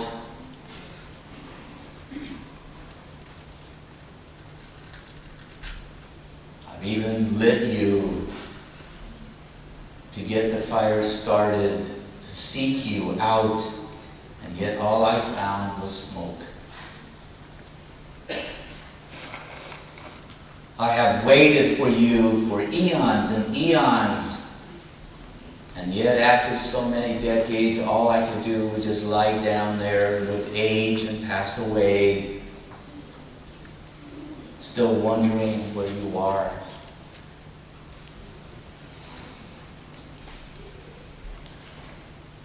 I have knocked on many doors. I have crawled through many windows. I have screamed many screams inside. And yet I cannot find you, yet I know you are there. Do you play hide and seek with me? Is this all but a game to play?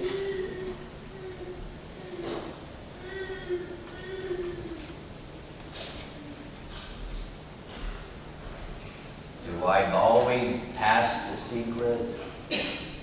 Written on a wall that is nothing but scribble?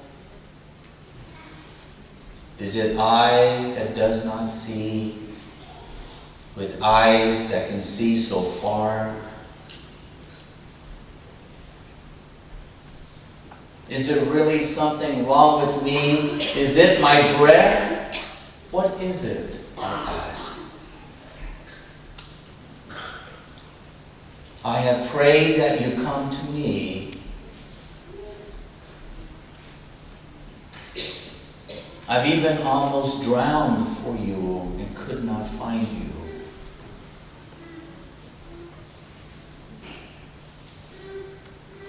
But sometimes I know you're close. Sometimes I know you're around.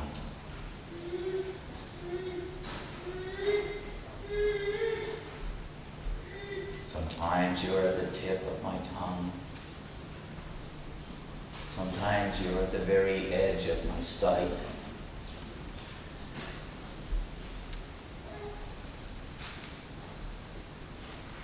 And sometimes I fear to see you.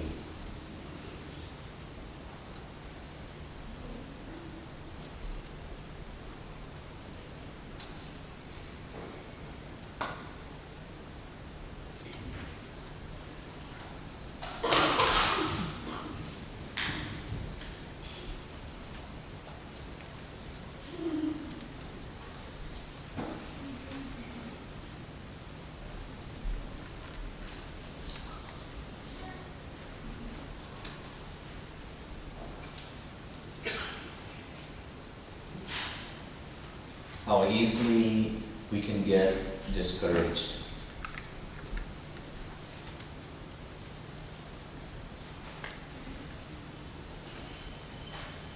It's all there is just other people. It's just an empty box. A dream dissolved by salt or bitterness.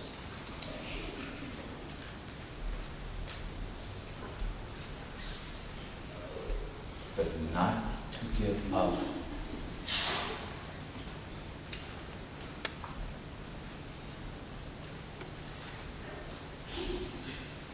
Yes, you could say it is, you cannot find what you are looking for inside nor outside.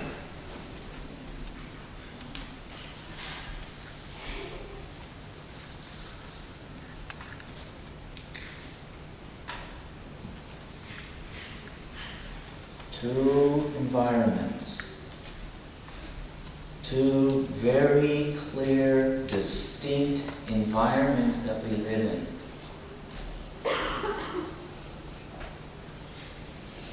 Two very clear, distinct environments that we live in Can a fish in a fishbowl know that it is in a fishbowl?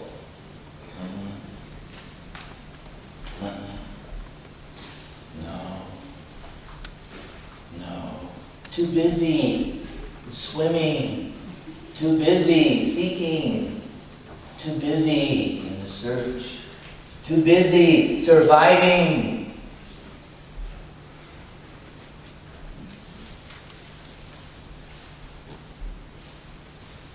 And as these two environments get closer and closer together, my God, you were always there. And as these two environments get closer and closer together, oh my God, you were always there.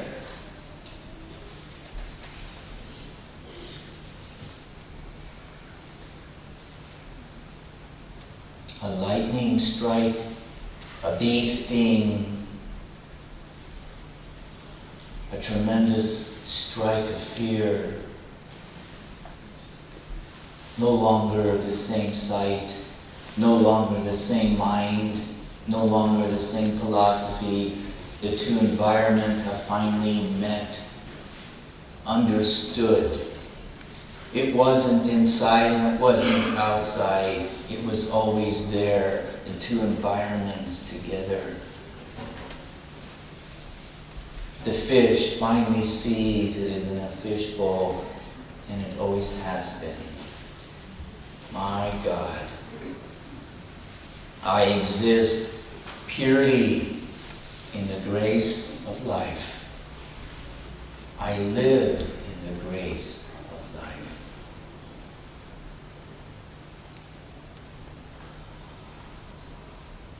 There is nowhere to go. I am.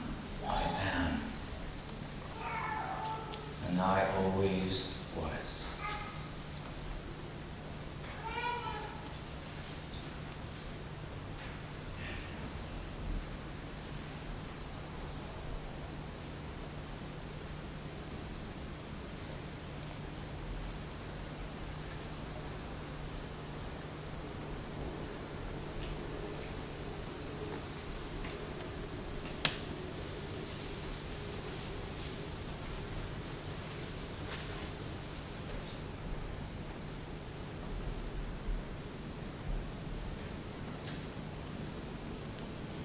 It's really that simple.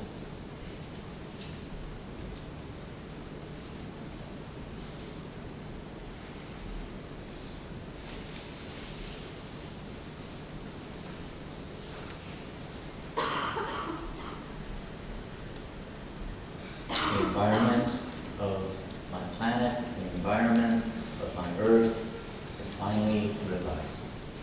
Past the label.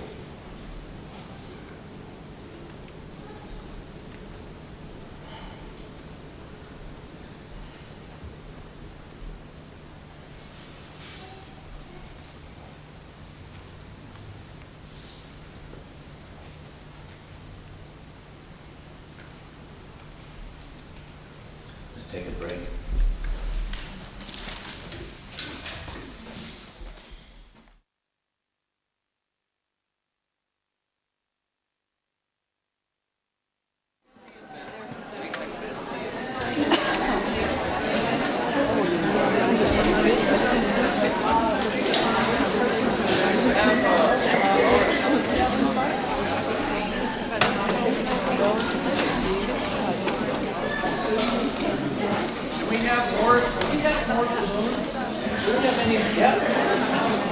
Oh yeah, wait, good.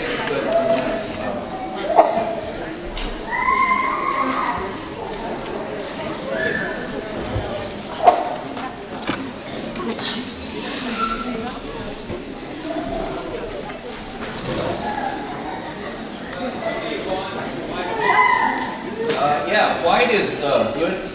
Green one. Take the green one and put the green one in the white one. Yeah.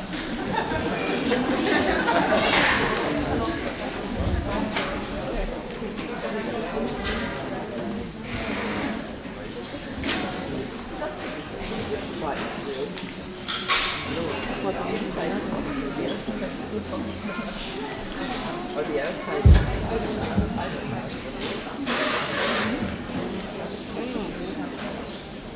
I don't know. Very difficult to imagine.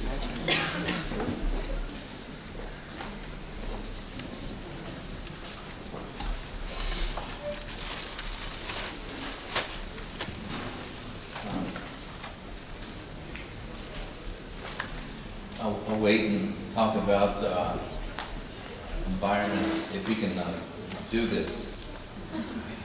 Put green balloon, white balloon, so better images, better, see it better. Person asked me to talk about dreams, but we don't have enough time to talk about dreams. We have in the past, and I tend to stay away from it an awful lot because they're so elusive and can be interpreted 10,000 different ways. And let me tell you about this one thing, and I think a lot of people do this, and it gets in your way. There's a friend that has had and this is really, we grow up doing this. Americans do. I don't know about the Europeans. But when a person has a question about a dream or a relationship or this, you know, naturally you go and talk to someone about it.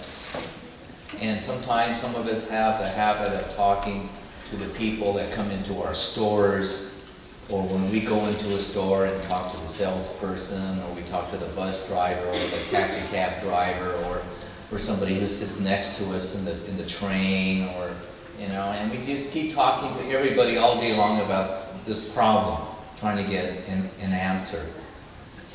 And this person has had this habitual habit of seeking and getting advice from 10,000 people. And after doing this for so many years, she was wondering how come she can't get help.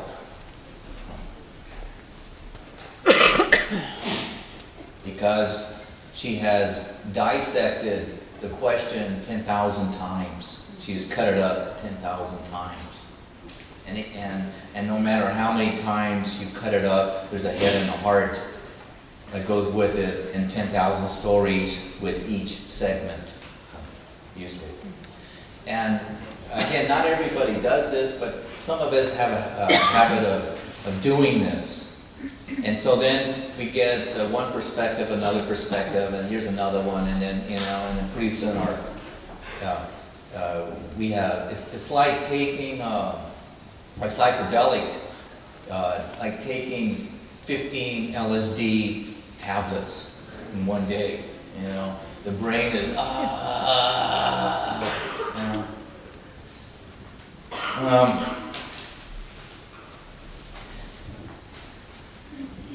Please fine-tune who you discuss with and what. Fine-tune.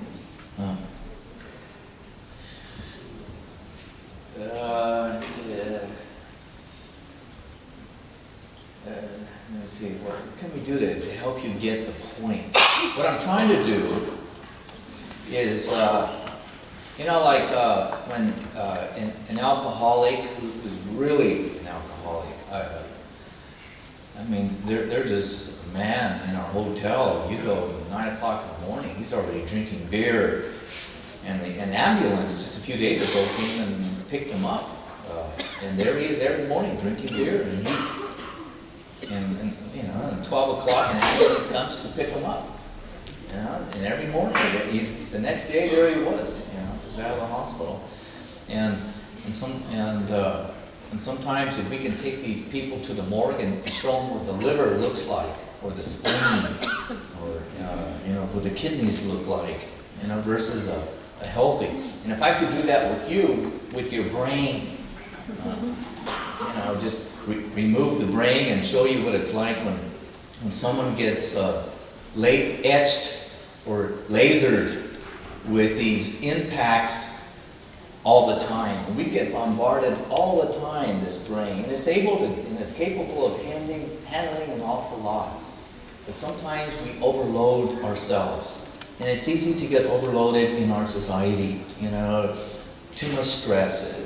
We need stress, don't forget. Stress is very important. Without stress, we can't do anything. Stress is, we need to get smarter with it. But when it comes to questions personally, then you're hitting a different ballpark. Stress, the body has learned to cope with pretty much.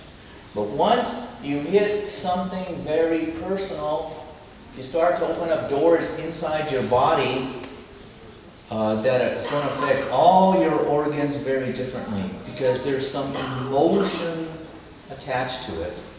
And then you go and talk to these people and get 10,000 different answers, and you don't know what to do, but you're just picking anything out. And people can easily get very, very lost, and then these people are hard to reach. Because then they come and ask me a question, and I can see that they are already got 10,000 other answers, and it's just another answer. It's just another answer. It's just another answer to deal with. Be wiser with your mind. Your mind or your brain, it's a very soft, delicate tissue. And it's light sensitive. It's light sensitive. It's extremely sensitive to light. It's light sensitive. And words is the light that comes in. All the information that comes in through these eyes and these ears, it creates this light that starts to etch out inside your brain. And if you start to think about this and understand this, and start to fine-tune who you're going to get advice from, who is speaking to you, and what are their conditions? Did they just come out of an argument? Are they intoxicated? Are they full of hatred? Are they full of joy? Are they really clear? Are they content with themselves? Do they have a good understanding? Are they lonely? Are they desperate? You're gambling. We're all gambling when we're talking with people. We don't know what, their state of mind. So pay attention to this. Pay very close attention to this. Very close attention. Once you see this, you become, you have more discretion, and you become more, you start to walk with more caution who you're going to discuss your problems with. And that naturally starts to fine-tune yourself with yourself. You start to stand more on your feet. Because you're starting to have respect for organics and brain and light and people. And everybody's pretty busy. And try to fine-tune to get a friend or two, or a counselor that you know is good. And keep it there.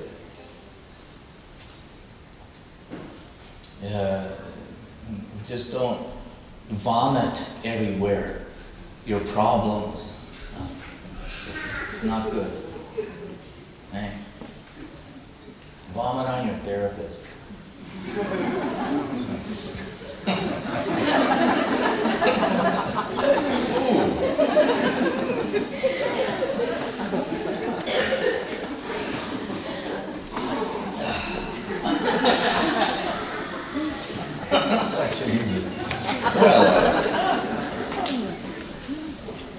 Well, yeah.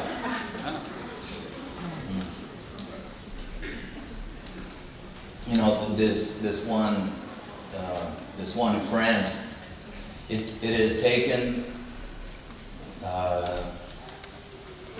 almost 4 years, I think, to get her to stop this vomiting everywhere.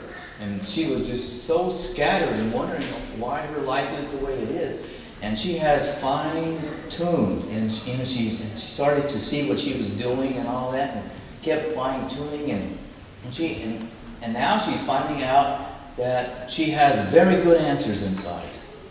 And she has very, very good answers inside. And it just got her to not spread the good word everywhere. Okay? It helps. It helps.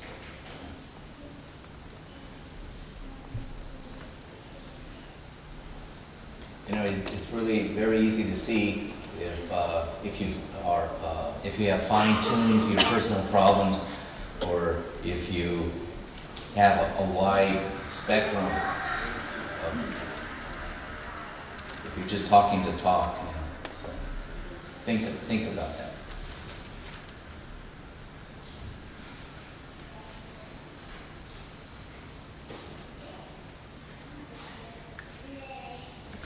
Did you get the balloons?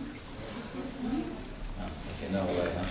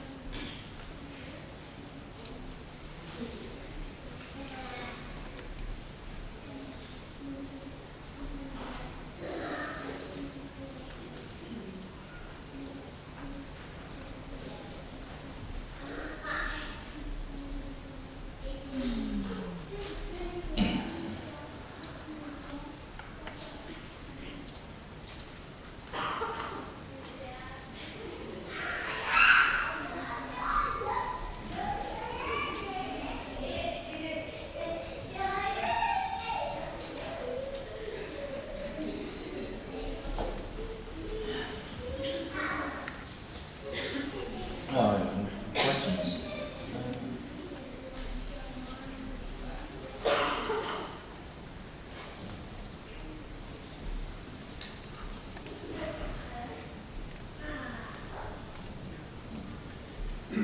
These two environments coming together or being confused?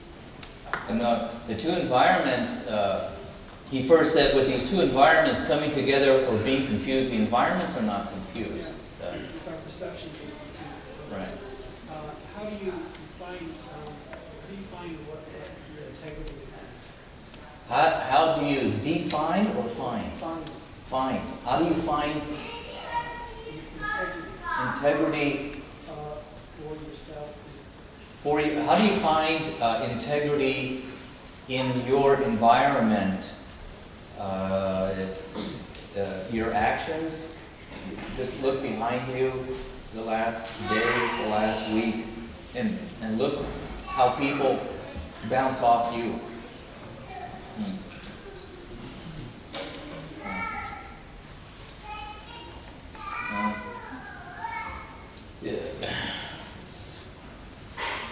You know, this is something. people's integrity and people's self-esteem, it's not an easy thing to feel, because most of us grow up thinking you're not supposed to be better, you're not supposed to feel better than anybody else, or you're not worth much, or whatever. And so people kind of hold themselves down with this. And some people do an awful lot of good. You know, they really are very selfless, and they still, they can't really feel or see their integrity. And sometimes we say, oh, the person's very modest, you know, or whatever. And it's almost a religious thing, and a lot of societies teach their people to not see your self-worth with this. And Europe has got a bad case of this. Europe really does. And on the other point of view, Europe has a tremendous amount of integrity that is shocking, that is wonderful. Your integrity stands like your buildings. Your integrity stands like, you know, your buildings are stone. They last a long time. But when you really come down and talk to you about it, it doesn't exist. It's not there. You're not supposed to have it, and so you're not up front with it. This integrity. And I can understand why, because, you know, our egos can blow it up a little too big, and then you know, it gets too big, and then we start having problems. If you are a tall tree, it's really wise to really know that you are a tall tree. This brings it down to the environments. If you are a human being walking and there are the ants below you that are much, much smaller, and they're very busy too, and they got things to do, and they're on their way also just like you. And if you are a human being, know it.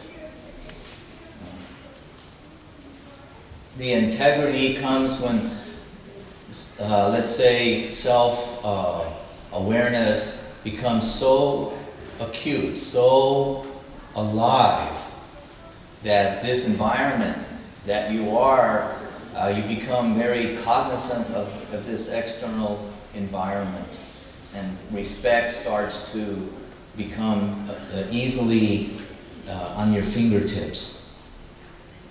But when a human being doesn't really know they're the human being, and we are the image of ourselves, we are the image of our dreams, we are the image of our fear, how easily we don't see the ants, or they are just below us.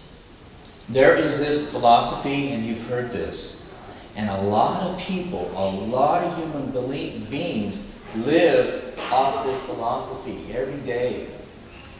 And this philosophy is, if you are dumb enough, if you are stupid enough, if you are naive enough, if you are ignorant enough, you deserve to be taken advantage of. You deserve it. You deserve it.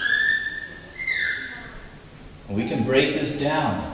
If you are weak enough, you deserve to be stolen from. If you are weak enough, you deserve to be killed. This is a real, live, living philosophy that has penetrated all civilizations.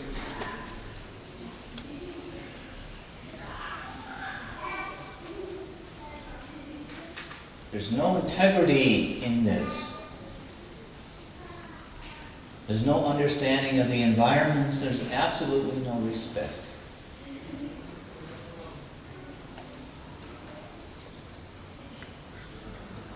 Pay attention to these philosophies that a lot of people live under.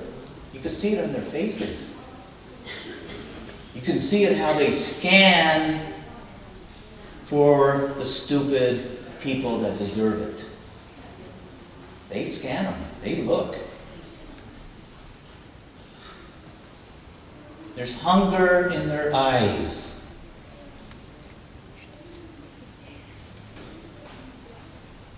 Pay attention. Think about this.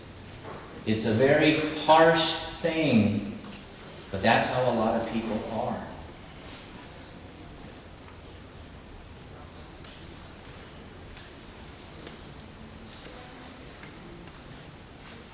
And they live among us. And there's many, many, many.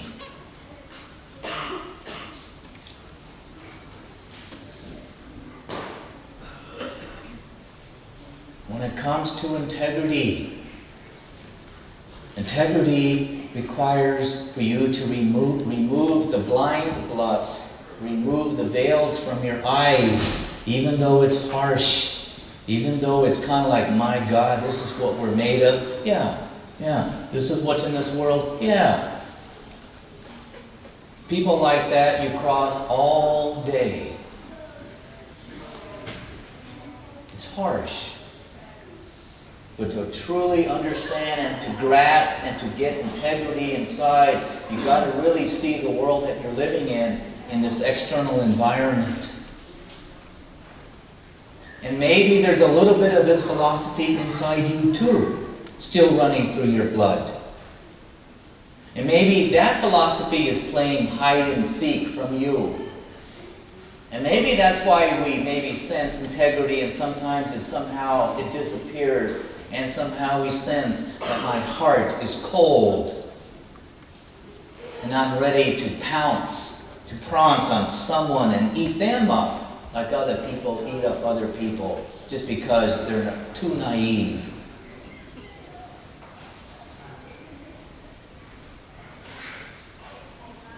Don't keep integrity in a museum where it's nice and clean. Go study the prisons. Go study the people that will kill for 25 Swiss francs.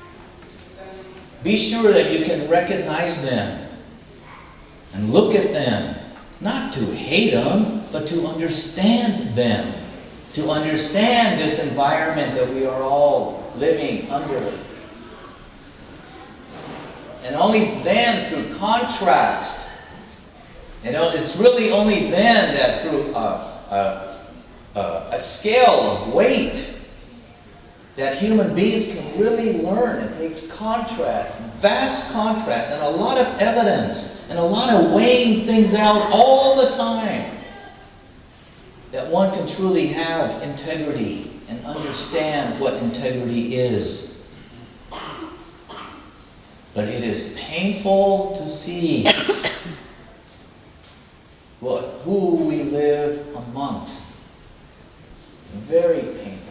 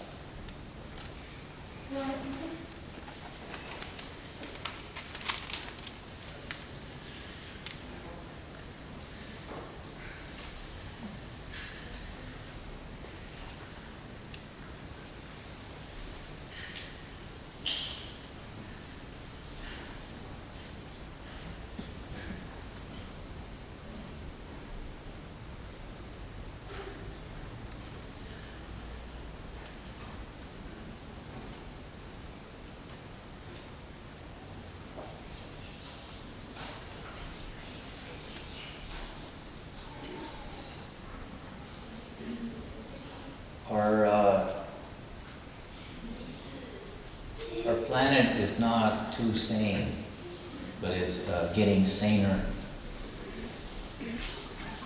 It's getting much saner, and it looks like it's getting worse. It looks like it's getting much worse, and it's not. And the only thing that is stopping it from getting worse is that a great deal of the population, they're receiving too many newspapers and too many magazines. Computers and monitors are spreading too fast. In essence, too many people are beginning to have access to pass the news, information.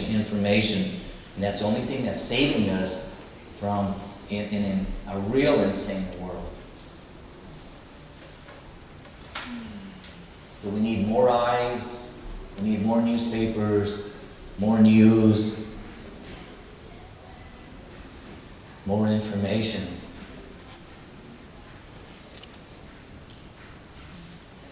But there's no way that we have really come out of the dark ages yet. We haven't come out. We are still we're still in it. And it's going to take a long, long, long time.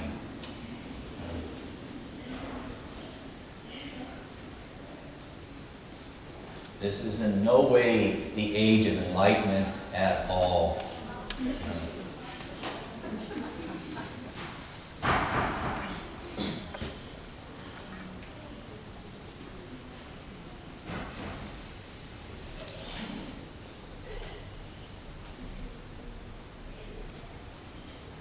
Actually, it is just another day on Earth,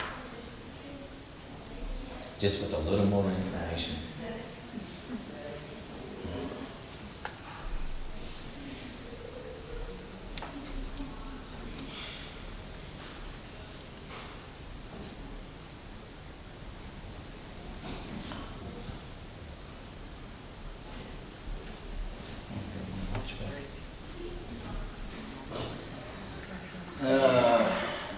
Yeah.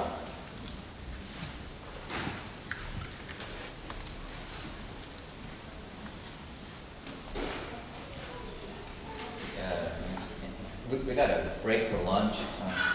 One more question. Come on, really throw it at me. Yeah, really. Yeah. Is it in our DNA how much we can open our heart? I missed the first letter, first word. Is it in our DNA how much we can open the heart? Is it our DNA that determines how much we can open up our heart? The DNA has a great deal of influence, and yeah, it can determine an awful lot how much it can open up. I was just reading an article in India, and they've been doing this for hundreds of years. The British, when they first went over there, they even documented it. That beggars, to be a beggar in India, in a certain segment of society, they have made it a business. And they will take these young babies and they will wrap metal bands around their head, so it reshapes their head and it makes them retarded. They literally reshape these kids so they can use them to get money, and they turn these kids, perfectly healthy kids, into kids that look like they are that they were deformed naturally, and they weren't. They put metal things on their heads. I mean, the British had seen that already a long time ago, and they still do it. It's a big business in India for begging, and the reason they do this with kids, because in the Indian philosophy, when a kid asks for money, it's better to give, otherwise you will be a beggar in your next life. So there is this, they're kind of tied in religiously, you better give to kids, especially if they really look retarded. If they really look retarded, you better give. If you don't give, then it's going to be your karma that you'll end up like that. So they force these kids to look abnormal so they can get more money. And they're just one town where they really reshape these kids' heads to the point that they have no consciousness about their heart whatsoever. There's no hope whatsoever because they eliminate the mind aspect or the consciousness of what normal people have because of how they restrict the development of the head, therefore restricting the cognitive thinking. And so we can do that, we can reshape that to have an influence, and DNA can do that. You know, kids that have certain things that, you know, they're not there. They don't have much cognitive thinking whatsoever. They just exist. And sometimes most of us, we're not so caught up in that. Most of us, our predicaments may be strong, but sometimes we can make the best out of a bad situation. And let's say the lotus comes out of the swamp, out of the mud. And sometimes some of our lives can do that. But for some people, they get worse. They have more hatred and more anger because their lives are so restricted. You know, that they can't find an opening. They can't find a way to love or accept people. You know, I hear stories all the time where people, or sons and daughters, there's no way they're going to forgive. I hear from mothers and fathers, there's no way they're going to forgive, even though they have the capacity to touch their hearts, but they have made a decision not to. So it's, again, if we can reshape what the mirror is reflecting, we can keep that door to our hearts closed too.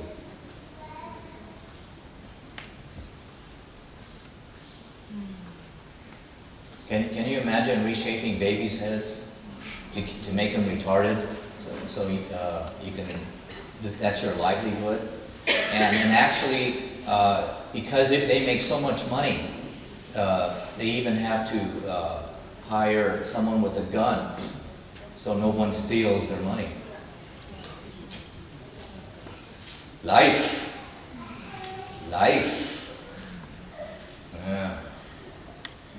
Yeah, human beings, huh? Who's crueler, sharks or human beings?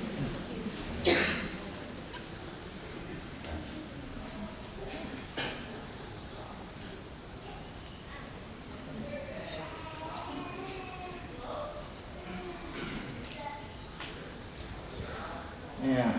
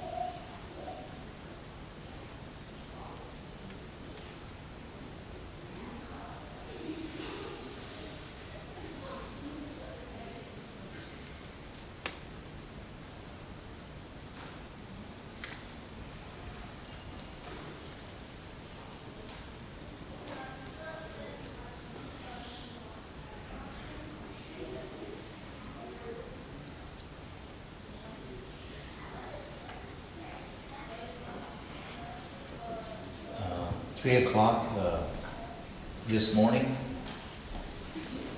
there was only one other person walking the streets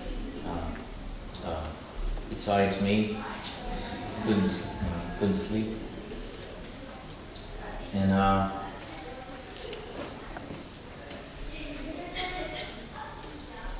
the shoes that I was wearing has more of a hard sole, and because it was real quiet, and my heel, when it hits the cobblestone, you know, you go click, click, click, click, click, click, click, click. So I walked with hitting my heels first, click, click, click, click, all the way, making noises all throughout. And you know, you don't get to do that back home.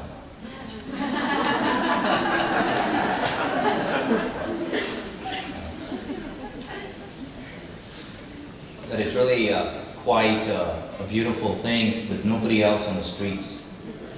And you can, you know, go out and window shop and, you know, no one to say hi to. And, you got all your time and space. It's a wonderful thing. You should try it. Try it and do it. With the right shoes. You know. And I could whistle. And because I really, you know, I mean, my whistling is ridiculous because,